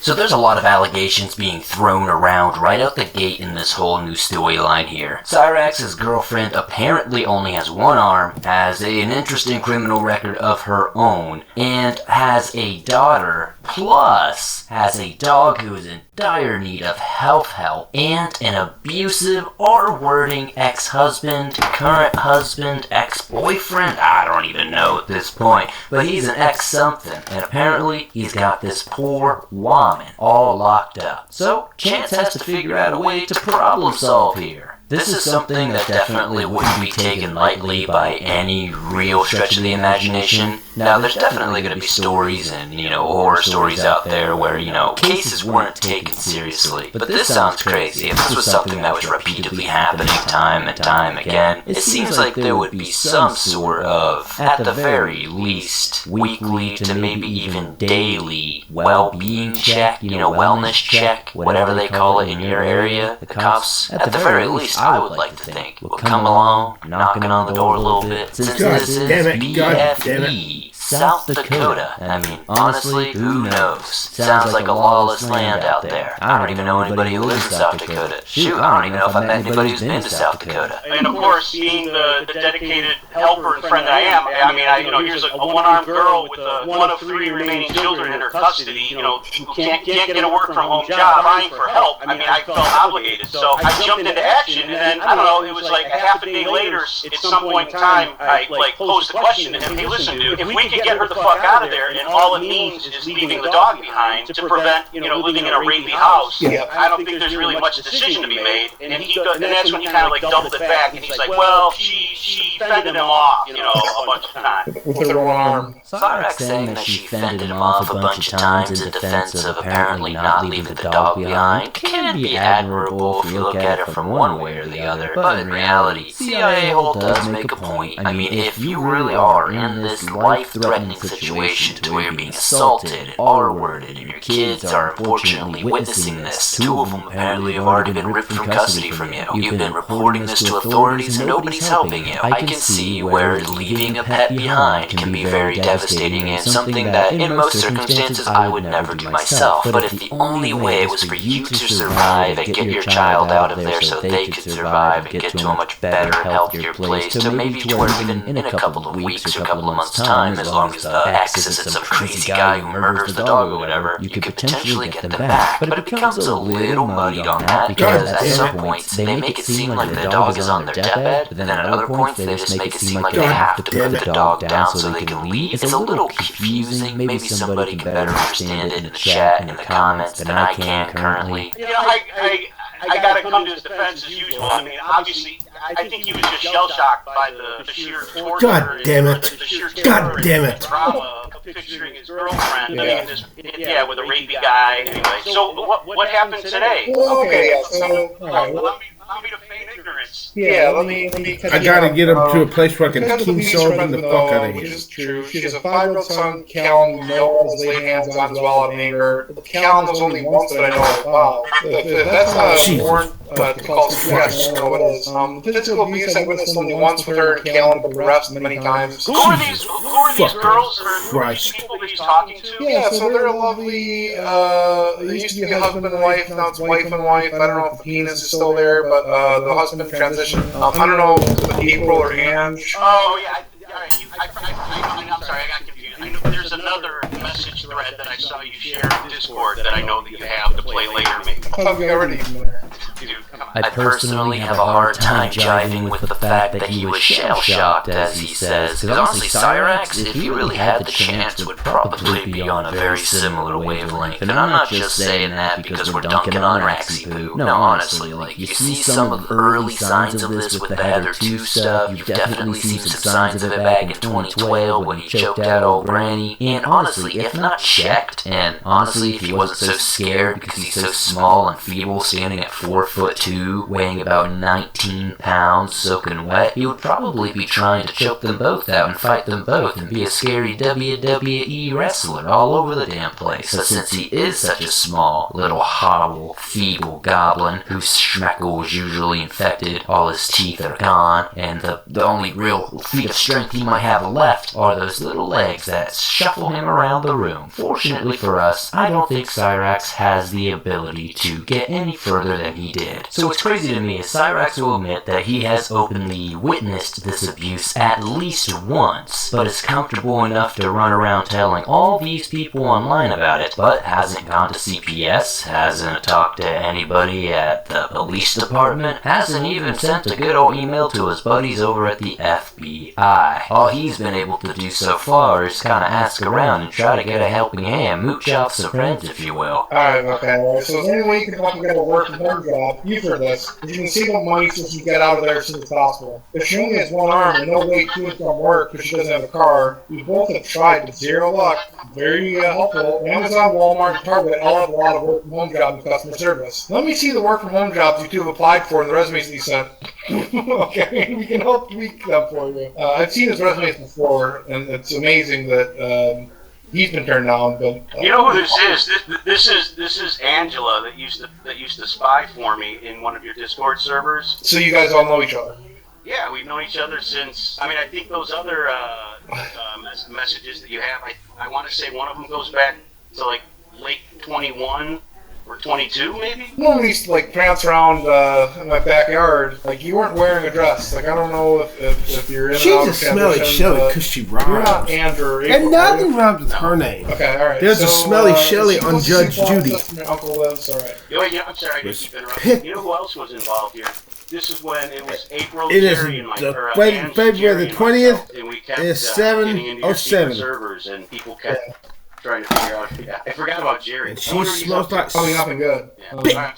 Continue. It's incredibly ironic that, quote-unquote, and I'm very much doing some air quotes here with my fingers, Cyrax's team is out here giving up all the sauce, letting them know that they're in all the secret chats. They see everything. And honestly, if you're ready to fuck up and bring this giving up on the here. sauce like that, chef, like, come on, brother. Now fuck up and look this right here. Because now they're going to go on an extra hard crackdown and make sure they find you. But it's alright. I got faith in him. And before I get all those comments, it's just crazy that Swamp Dweller doesn't know that they're trolls too. I know they're trolls, guys. I'm just following the storyline. I can't have fun. I can't follow a storyline if I ruin everything, but it's just a troll. No, guys, I understand that these are trolls. I promise you I do. When I question certain things, I'm trying to keep you immersed in the storyline as we go along here. So not only am I questioning it, because sometimes I'm like, wow, I don't know. Most of the time, it really leans on to this character's doing something interesting. Let's see how this character develops more further into this story. I'm not taking this at face value and, writing it in the history books, guys. Trust me. She needs a job that can supply her with a laptop or something that can help her, and I'm just wondering if this is just a grip to try to get a free computer. Not a bad idea. I mean, I would imagine that when you quit or when they lay you off, they probably hold back that last check until your equipment's returned. Yeah, but if you were able to do it on the following Monday or Friday, whenever the pay period is. Yeah, look at you, always coming up with the angle. Yeah, but yeah. Walmart and Amazon for sure give their at-home workers laptop use. Neighbor Care works home for Amazon. Let me repeat myself. Let me see the work from home jobs you do. Apply for the resumes that you send. We can help tweak them for you and make sure you guys get the jobs. You didn't graduate high school. After 7 or 8 years, I'm not going to say it was all from mom. You didn't graduate high school, so but she did, and I'll ask her in the morning if she gets out. You might not be able to put that high school diploma on your resume, but being able to say that you attended high school from fuck up and bring this bitch right here. What would it be? 2004? Yeah. 2012? Yeah. Neither! I don't know, Marty. Kinda seems like you have experience with running off with laptops from jobs. But, honestly, Marty does make a great point. That would probably be a relatively easy way to run off with a laptop if you really wanted to do so. And somebody like Cyrax would definitely be the type of human being to do this. And this is where we're going to first start hearing about Marty's diabolical hypothesis around why Cyrax is truly looking to help this woman out. Not because he cares about her, not because he wants to have a child or a family of his own, because he wants to get his hands on a brand new PC. He needs himself a brand new Fortnite machine. He needs something that can run better AI models for his next VTuber arc. And you gotta keep in mind, you went through 3 different schools, too. I think it definitely shows just a great willingness to be a great resiliency and a level of commitment at really such a young age. It's pretty unprecedented. Well, you can tell that hard work ethic is carried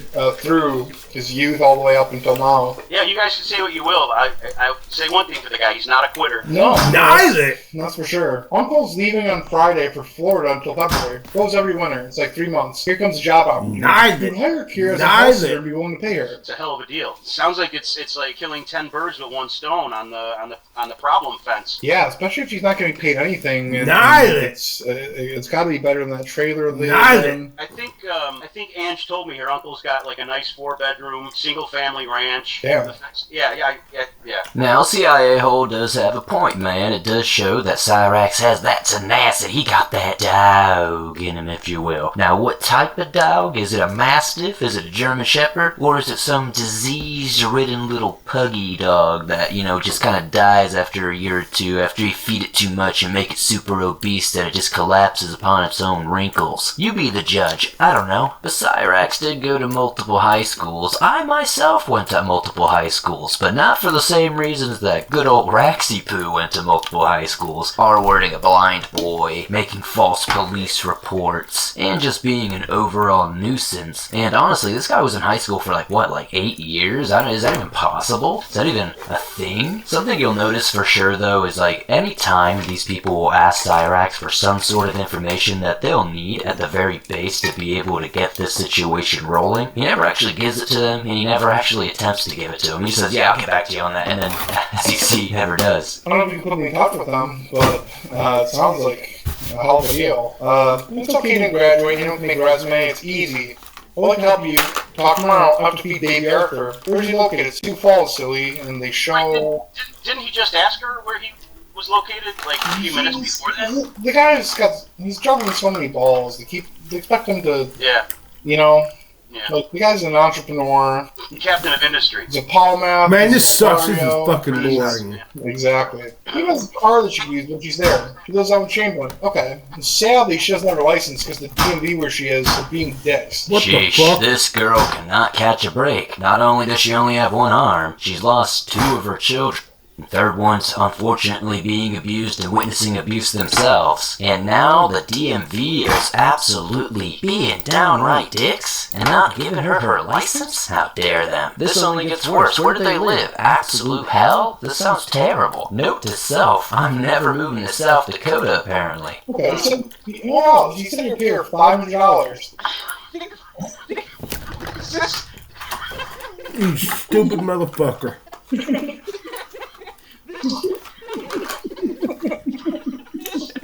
Nylet. Jeez, I'm gonna shit my pants.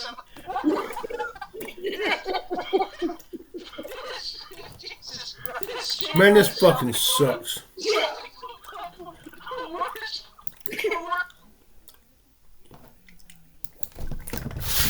Let's change the fucking channel. Come on, you slut. Alright, so this is going to be my final video for a while, outside of that video that I made yesterday about, you know, things being redone. Because there's something I wanted to get off my chest yesterday that I never got to get off my chest that I need to say. First off, Marty and our boy niggas need to fucking sending these fake ass people to my Facebook and to my Discord. I know what y'all are trying to do. You're trying to catch me slipping, and you're not gonna catch me slipping, mother. So you may as well cut Man, the that really bullshit. pisses me off when they believe out the F word. Fake ass That friends out pisses me there, off. all the ones that are all like, oh, he doxed me. Oh, he doxed me. You know, like, oh, I want to fight, but I'm afraid he'll dox me. Why are you guys being little bitches? Who gives a if he doxes you, mother? Who the cares? No one gives a I've been doxed for over 7 years. You don't see me bitching about it. That's a fucking lie, you dumb hooker.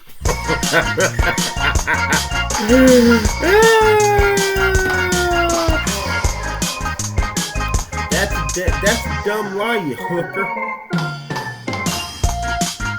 That's a fucking lie, you. That's a fucking lie, you dumb hooker.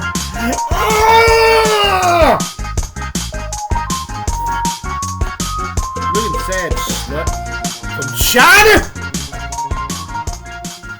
Welcome back, my friends, to another Cyrax Deep Dive. And this time, oh boy, we've got an interesting one. Now, these are going to be the most recent shenanigans Cyrax was up to until he went into hiding, and even his most recent video from just 2 or 3 days ago, where he claims he's taking a vacation, nobody's going to ruin his time, nothing's going to happen to him, he's going to be here for a while, just to nuke that channel literally like a day later. So, we're going to look into all of this, we're going to see what Raxo's been up to, and we're gonna have a good old time doing it. Who gives up if he has your address? So what? He's gonna send a few things to your house and do this and that. So what? You guys are grown-ass adults. You guys can easily take care of it like adults. I got a lot of motherfuckers out there saying like, oh, I got your back, I got your back. Well, let's stop. Let's put a stop to this shit. No, you don't. And you wanna hire any motherfuckers don't? Yes, every goddamn time things get a little bit hard, and you run and you hide. Cowards. So Cyrax seems to think that since people are quote-unquote his friends or anything of that nature, just even associated with them, that they should put on their helmets and go to war. They should get their guns, get their rifles, get their knives, and go out there and absolutely slaughter the enemies for good old King Cyrax. At least that's how he sees it in his video game mind. Cyrax says we should handle it like adults, and that's the funny thing is we are handling it like adults by not being friends with absolute man-children like yourself, brother. I know I'm beginning to sound like a broken record in some of these episodes, but holy crap, this is definitely one of those videos that weren't that long, but the dude said the same thing, time after time after time. And okay, I thought I was going crazy when I was editing this. I was like, Cyrax, you just said this. Why are you saying this again? Cyrax, please stop. Cyrax, please. And you know, another thing that pisses me the fuck off are people saying that they're on my side and playing the goddamn fence.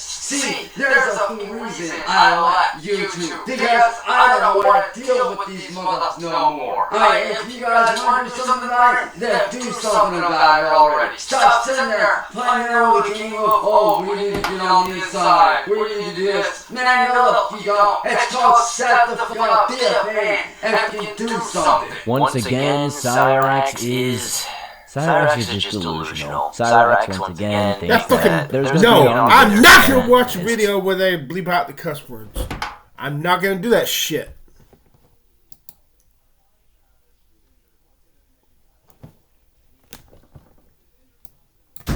Stupid! Ladies and gentlemen of YouTube, you're watching LolCow Live with Jordy and Tommy and Boogie298, and believe it or not, we actually got him. Cyrax is here. Cyrax, how are you doing, my friend? Doing good, man. How about yourself? Doing alright. You prefer Cyrax or do you prefer Chick? Hey, like I always tell everybody, call me whatever you want, just don't call me late for dinner, man. Because I looked into you today, and I'm sorry, this is all brand new for me. Oh, it's all good, bro. I want to hope you can educate the same way that you can educate our audience today. Not everybody's going to be in this situation, but it looks like, from what I understand, you are the most trolled person to ever exist. I don't know, my wife's 42. Yours is 14. That's a fucking lie, you dumb hooker. Hold on.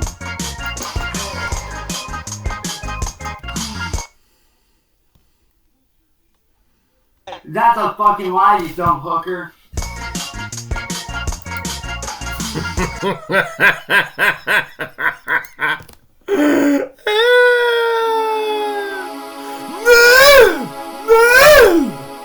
Move, you whore!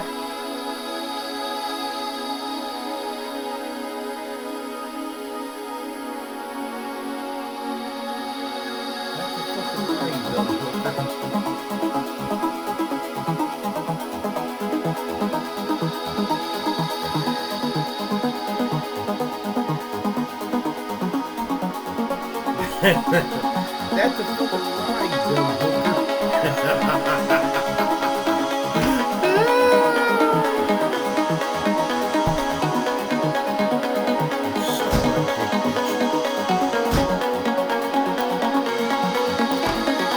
Cause you done fucked up. Cause you done fucked up.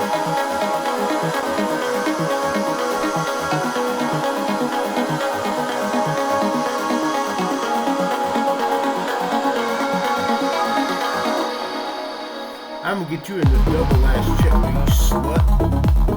From China! Caught your unhappy ass the fuck back from China to carry that coronavirus back with you and infect the whole entire goddamn Chinese military.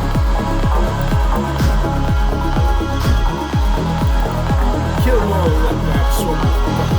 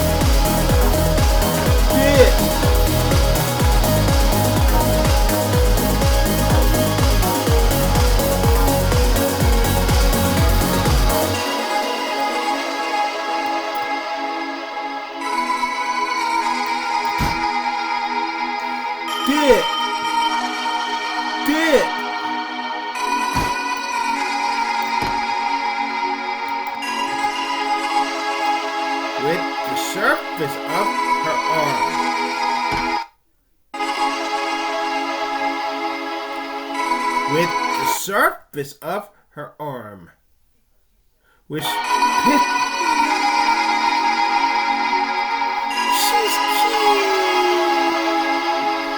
Boop! I touched her head while she was surfacing over her arm with me. I touched her head while she was surfacing over her arm. I touched her head while she was surface of her arm in me.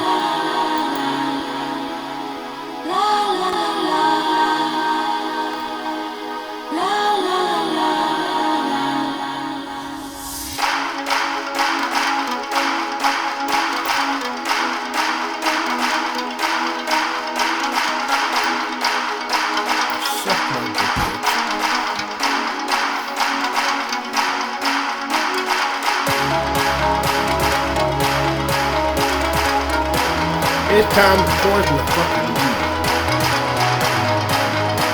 I just shit in my pants. I'm coming after that damn king.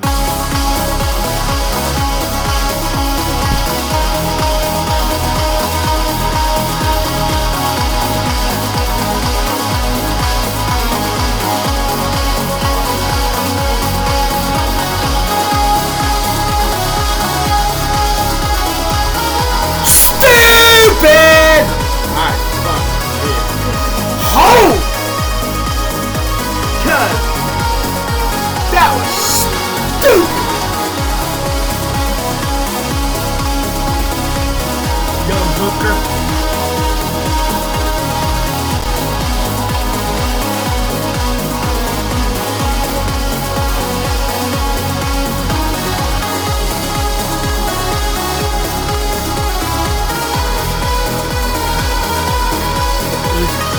Uzi. Yeah.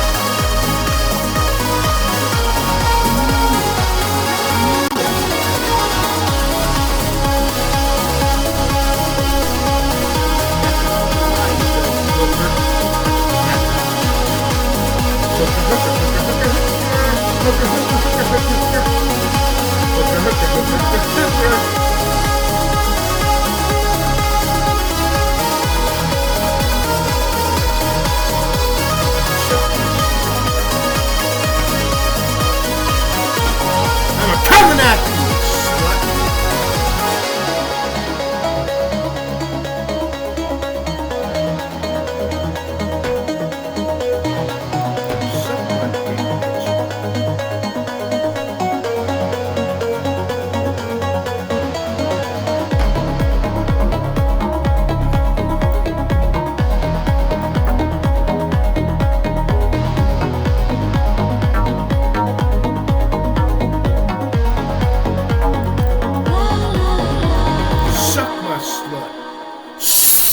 slut.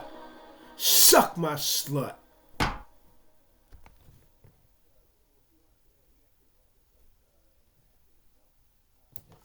I'm coming after that damn night.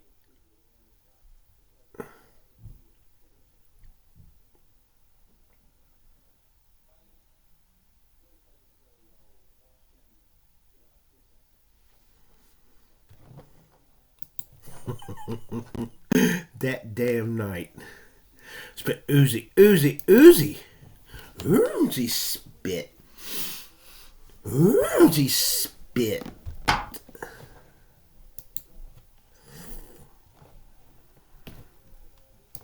Suck my dick, bitch. You are not gonna say that night, slut. Suck my motherfucking slut. Ladies and gentlemen of YouTube, you're watching Lol Cow Live with Joey and Tommy and Boogie298. Now, and believe it or not, this we porn actually on here. got him. Cyrex is here. Cyrex, how are you doing, my friend? Doing good, man. How about yourselves? Doing alright. You prefer Cyrex or do you prefer And Chick? Hey, this like I pisses always tell everybody, call me whatever. That pisses me off. For some fucking reason, that You're pisses watching me off. Lol Cow Live with Jordy and Tommy and Boogie298. And believe it or not, we actually got him. Cyrex is here. Cyrex, how are you doing, my friend? Doing good, man. How about yourselves? Doing alright. You prefer Cyrex or do you prefer Chance? Hey, like I always tell everybody, call me whatever you want, just don't call me late for me. Fucker. Oh.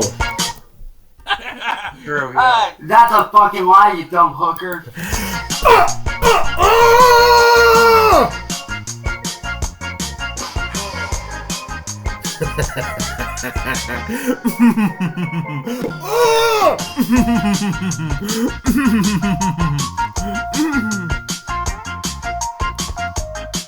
That's a fucking lie, you dumb hooker. Stupid! Welcome back to another edition of the Cyrax Deep Dive series that we've been going on for the past couple months now. Today is part 17, I believe, and it's crazy to think that we're here. Today's episode is going to be a little different from what we would usually be doing. Instead of covering a specific arc or timeline in the Cyrax lore, we're going to be covering the time, which is kind of recent, that he went on the Lolcow Live podcast and told all. Honestly, this is such a great ride. It starts off a little slow, but I promise you, at the end, it is worth it. There are so many great bits that come in here. It's honestly like a final showdown, the final boss match, if you will, of Lolcows. You got Boogie 2988, Tommy C, Wings of Redemption, and Cyrax. It's gonna be an absolute crap show. It's insane, right? Like, I started out doing music back in like 2009, but never in my whole career of being on YouTube and, you know, doing music like I've been doing over the years. Never did I think that I would ever get drug into this massively crazy situation that I got drug into. Like, it's insane. So I've definitely listened to a little bit of your music. I heard you have a diss track out there that I need to hear. I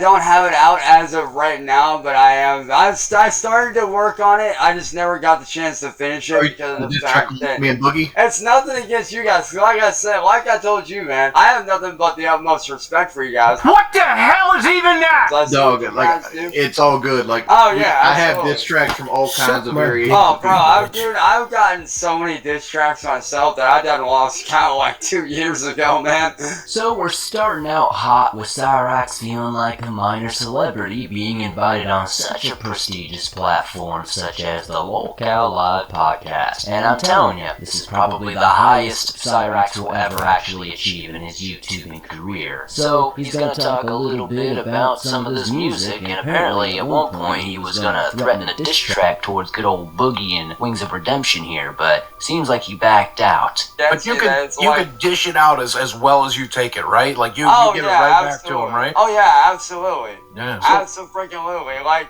if somebody were to throw a diss track at me, I could easily take whatever they say and spin it. Yeah, it's a compliment, really, if you think about it, you know. It is, yeah. It's like, and that's why I always tell, like, a lot of these haters, because as a lot of people know, I do get a lot of haters in my comments. I get a lot of haters watching my stuff. And I'm sure you guys can relate to this. The thing that never made any sense to me is they sit there and they talk about hating our stuff, but yet if you hate our stuff, why are you continuing to watch it? Good question. Now, Cyrax, I know this might be a hard conceptual thing to wrap your mind around, but there is a thing called hate watching, and people will hate watch individuals just for the pure joy of watching them suffer. And since you have all these trolls and all these people dedicated to making your life hell, you have tons of people, like myself, who are hate watching from afar and even documenting these things in the videos so the internet at large can enjoy it with us. That's just what happens to people like you, Cyrax. When you are terminally online doing absolutely deviant things, this is just what happens. What's your opinion of the cows and the Lolcow project, Cyrax?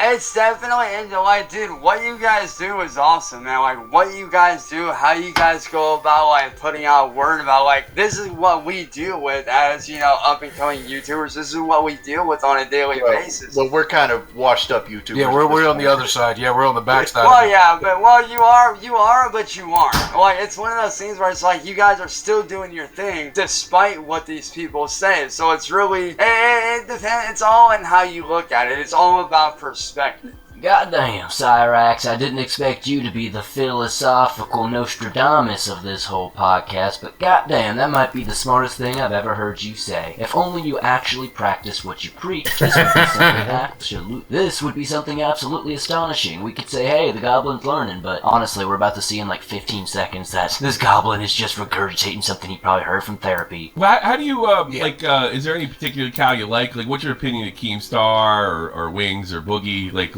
Like what do you? Honestly, dude. Oh man, dude. There's just so many of them out there. Get that whore out of here. Good dude for sure. Like I've seen some of the stuff he's done. Not a fan of what he did in the past though. Like he's done some really shady shit in the past. You did say Keemstar. What was that about? There was a thing where somebody had made up this screenshot to make it look like he was attacking me, when in reality, he actually wasn't. Like, they made it look like, oh, he was attacking me and this and that and the other. Then I later on found out, like, oh, this is just some Photoshopped garbage that these guys made up to try to start between me and Keemstar. I'm like, what the... Personally, I love learning about new Cyrax lore. I'm sure somewhere along the line I've heard this in passing, but this is the first time I think I've actually heard the whole situation between Cyrax and Keemstar, whatever situation there may have been. That's a fucking lie, you dumb pedophile. Next, they're gonna be talking about good old Marty Boy and how he enters this whole situation. Surprisingly, we really don't hear that much about Marty on this whole, like, hour and 20-minute stream they did. So,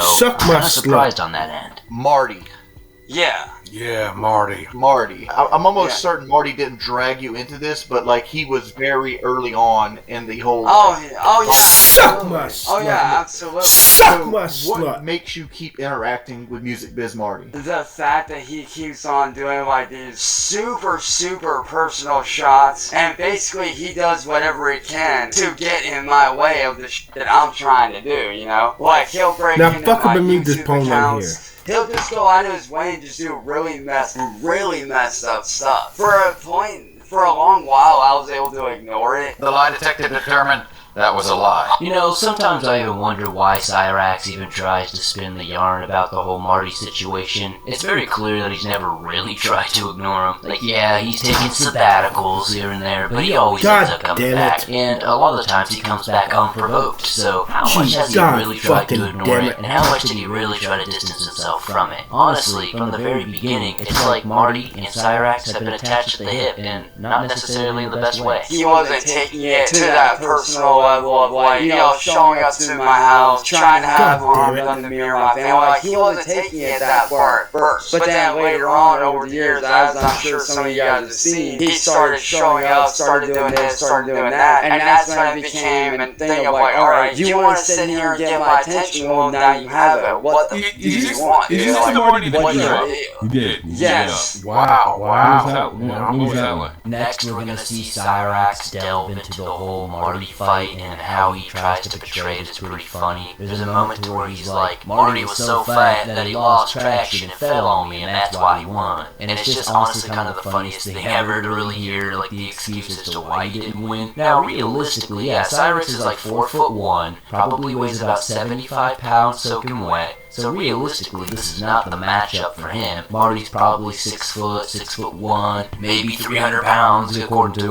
Cyrax here. But yeah, that's definitely a match made him for Marty. Marty probably didn't even really have to try. And if Marty really did slip and fall on him, that's even funnier because that's all it took to beat him up. Now, I do understand that about 99.9% of the words that come out of Cyrax's mouth are either a lie or some sort of distortion of the truth. But it's actually hilarious to think that he finds it more embarrassing on the side of Marty that he may have slipped or fell or whatever, and doesn't realize to think that, oh yeah, I basically got beat up by being fallen on. Yeah, okay. We'll get around to that. But like, can you say this? Has it ever benefited you from going in around Marty and defending yourself? Yes and no. Like, it definitely, like, it obviously doesn't necessarily help the long run in a sense, but it also, at the same time, it does show that I'm not just gonna sit there and take someone. It also does. From the outside looking in, at no point has you interacting with him ever benefited you other than like short-term dopamine hits of you being like, oh, I can't let this stand. Take for example, like he went and rented an Airbnb near your house. Believe it or not, I actually was just talking to his ex-girlfriend. Speaking on that, his ex-girlfriend Saren, who I'm still very good friends with. Oh boy, here goes Cyrax spinning that yarn again. Now, Cyrax is clearly not talking to the real Saren if he's talking to Saren at at all in any capacity. Cyrax just seems to fall for any troll that happens, and I'm almost 100% positive some troll hit him up with a fake account and is pretending to be this person. Now, it's interesting to hear Wings of Redemption be the voice of reason here, you know, with all his freakouts and his history documented online. Definitely potentially a future project of mine, but I feel like other people have done that well enough at this point. What I find really sad is that every little detail we've covered so far in this podcast has been really depressing, and Cyrax kind of wears it like a badge of pride. I found out that he only did that because she went out of town for, I guess, like a family event or something or whatever, and because he was bored where he was at, that's when he said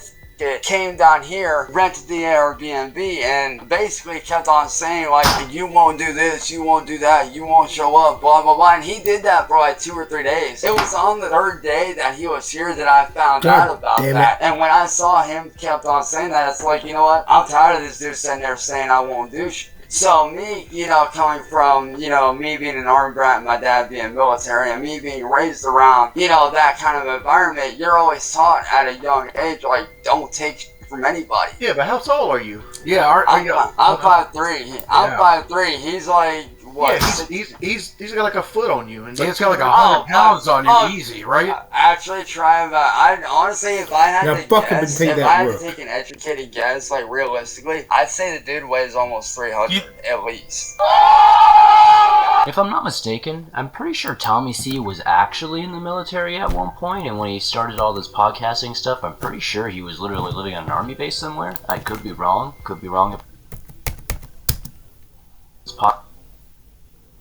I'd say the dude weighs almost 300 at least.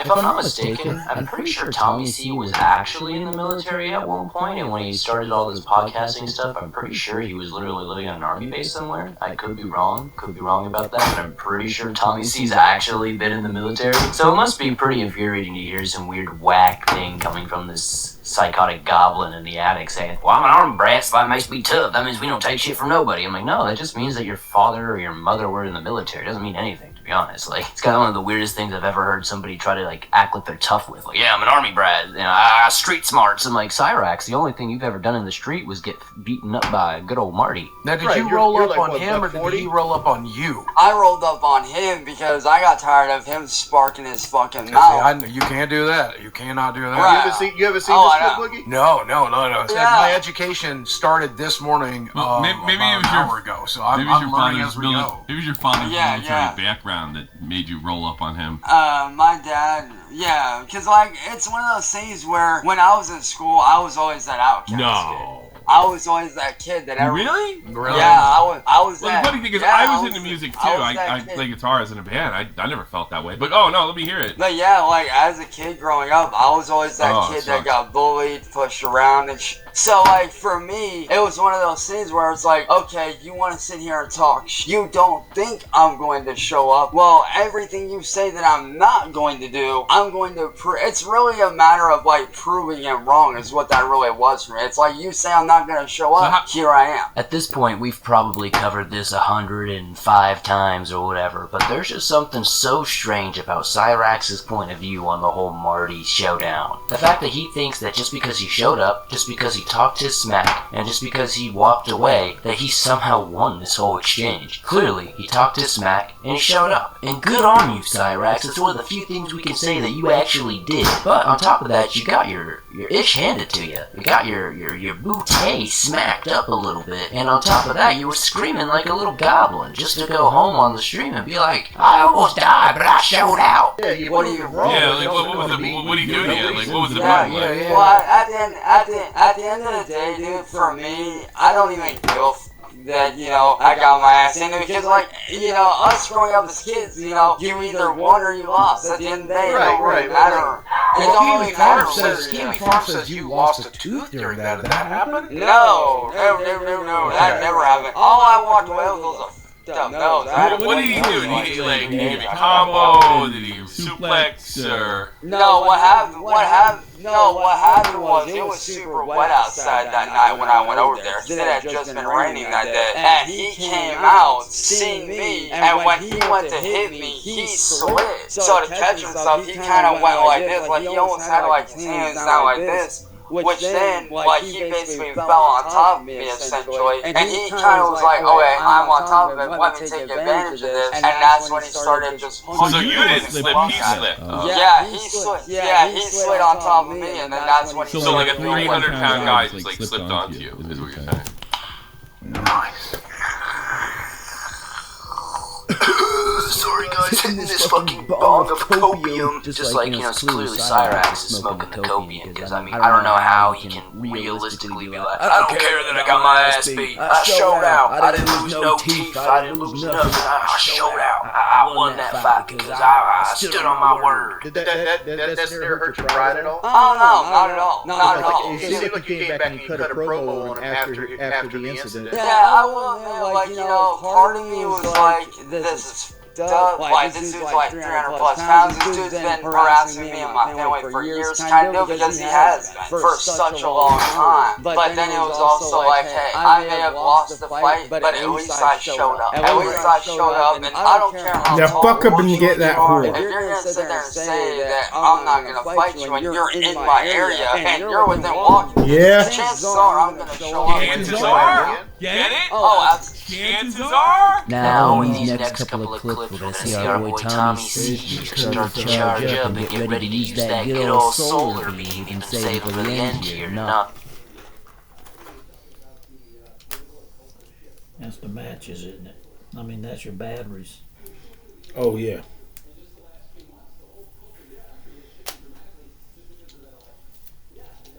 Oh, look at it.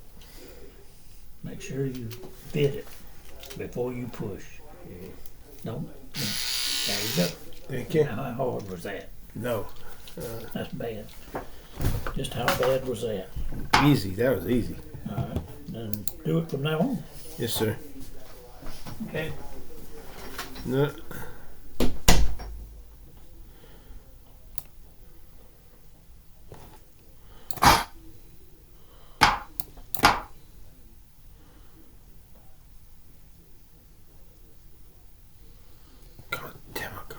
God damn it. You see how fucking pisses me off. Knock Cyrax straight out the game. He's got some facts he's gonna spit. He's got some things he wants to question. Now, we're gonna continue learning more about some of the Marty shenanigans that have gone on with good old Cyrax. At least I got the last fucking laugh. But as I'm sure you can already tell here, he's not gonna be very honest. That ended the Marty saga, right? After that, he left you alone? No. I wonder why that is, because, you know, you think after something like that, you'd be done. I can tell you exactly why, dude. He's always had this weird obsession with. Like, I actually asked him the other night, like, after he makes money off of you. Yeah, it does quite a bit. Yeah, but no, like, this spans before even that. Like, this whole thing with him. Okay, last game. Win, lose, draw, glitch, abandon the board, one, refuse to rematch, or I just quit, or the internet go out. You posted up in your town is the hopes that you would come out and would beat the hell out of him. And like the entire goal is that he wants to lure you into doing stupid shit. Do you think that might be it? Oh, definitely. I know that's definitely a part of it. But at the same time, for me as a human being, it's like I'm not thinking about like, oh, this dude wants to make money off me. You're not thinking. Yeah, boy. Like, I'm thinking in the terms of like, okay, this dude wants to sit here and f around. He's gonna find out. Because when you f around with the wrong motherfucker, chances are you're gonna get your ass beat. It just wasn't you that day. Yeah, it wasn't you that day. It wasn't that day. Yeah, absolutely. I love that Cyrax really does seem to believe so wholeheartedly that there is a deeper, more unethical reason outside of just simply making money, making laughs, and just kind of having a good old time memeing this PDF online. He really does seem to think there's a deeper vendetta, a cabal, if you will, against him, and it's honestly just unsettling. Sometimes you feel bad for it, but once you remember all the terrible things this guy does, you can't really feel bad about it at all. And like I said, you know, like, I understand that I got my ass It happens. I get it. Please, let's go. I'm begging you. Please. You win some, you lose some. Did you know you would lose that fight? Because obviously he's bigger than you. And honestly, no. If I absolutely had to, I wouldn't want to, but if I had to, I would. Like, because like we know a promoter here that could probably get you lined up to fight him again. And it'd be good to see that in the ring, yeah. Well, believe it or not, here within the next week or so, he may not be on YouTube anymore. Breaking news here on Lockout Live. Me and one of my friends actually started gathering all the evidence of all the scummy that he's done to me, all the blackmail and all that shit. We got all that together. How absolutely glorious and downright hilarious would it be to see 4'1" Chance Wilkins weighing in a whole 69 pounds with a striking force of 4 pounds and 20 ounces. This is a man who would be a menace against 6'1", 300 pounds from the goddamn South. You got Marty, Music Biz Marty. He's like the Andre the Giant of Cyrax's world. Now this does sound like a money match made in heaven, and I would pay whatever price needed to watch. We actually ended up getting in contact with an actual staff member at YouTube, sent them all the stuff, and they are more than likely going to be getting FBI and police involved to put us... What you're saying right now, Chance, it's not going to work. I can tell you. Well, you never know. Well, you never know. Well, I know because I've experienced up the pole, I guess, you know. Because, like, I've dealt with YouTube personally because trolls attack my own personal channels, and I've dealt with FBI cases personally, like legitimate FBI. Yeah. I've actually got one of my trolls in federal prison right now. And, like, YouTube is not going to interact with police at all if they can help it. And YouTube is very, very hands-off. They're going to make you go through, like, filing forms and waiting time. Oh, I know. Oh my gosh, once again, somehow Jordy is being the voice of reason and giving Cyrax some genuinely good advice. Now you're gonna see that a bunch in this interview. Jordy is actually gonna give some pretty decent advice. I mean, shoot, even Bookie gives some not so bad advice, actually. And, you know, Cyrax is always like, yeah, but you know, it's going through in ear, out the other. Also, knowing how the whole Miss Kelly thing ends up, we can imagine that Cyrax was feeling strong at this point, but we all know what happens. Now, yeah, Music Biz Marty and a bunch of other channels did get taken down, but, I mean, that was bound to happen anyway with how TOS was going. But we all know Cyrax is trying to claim that body as his own. Like you said, the cops don't deal with the public easements, but you recently got in trouble with the police for hitting a guy with a baseball bat. Right, and dude, and what's so crazy is even a lot of my biggest trolls that hate on me were like, dude, that is like, he showed up on your property. He should have been the one to be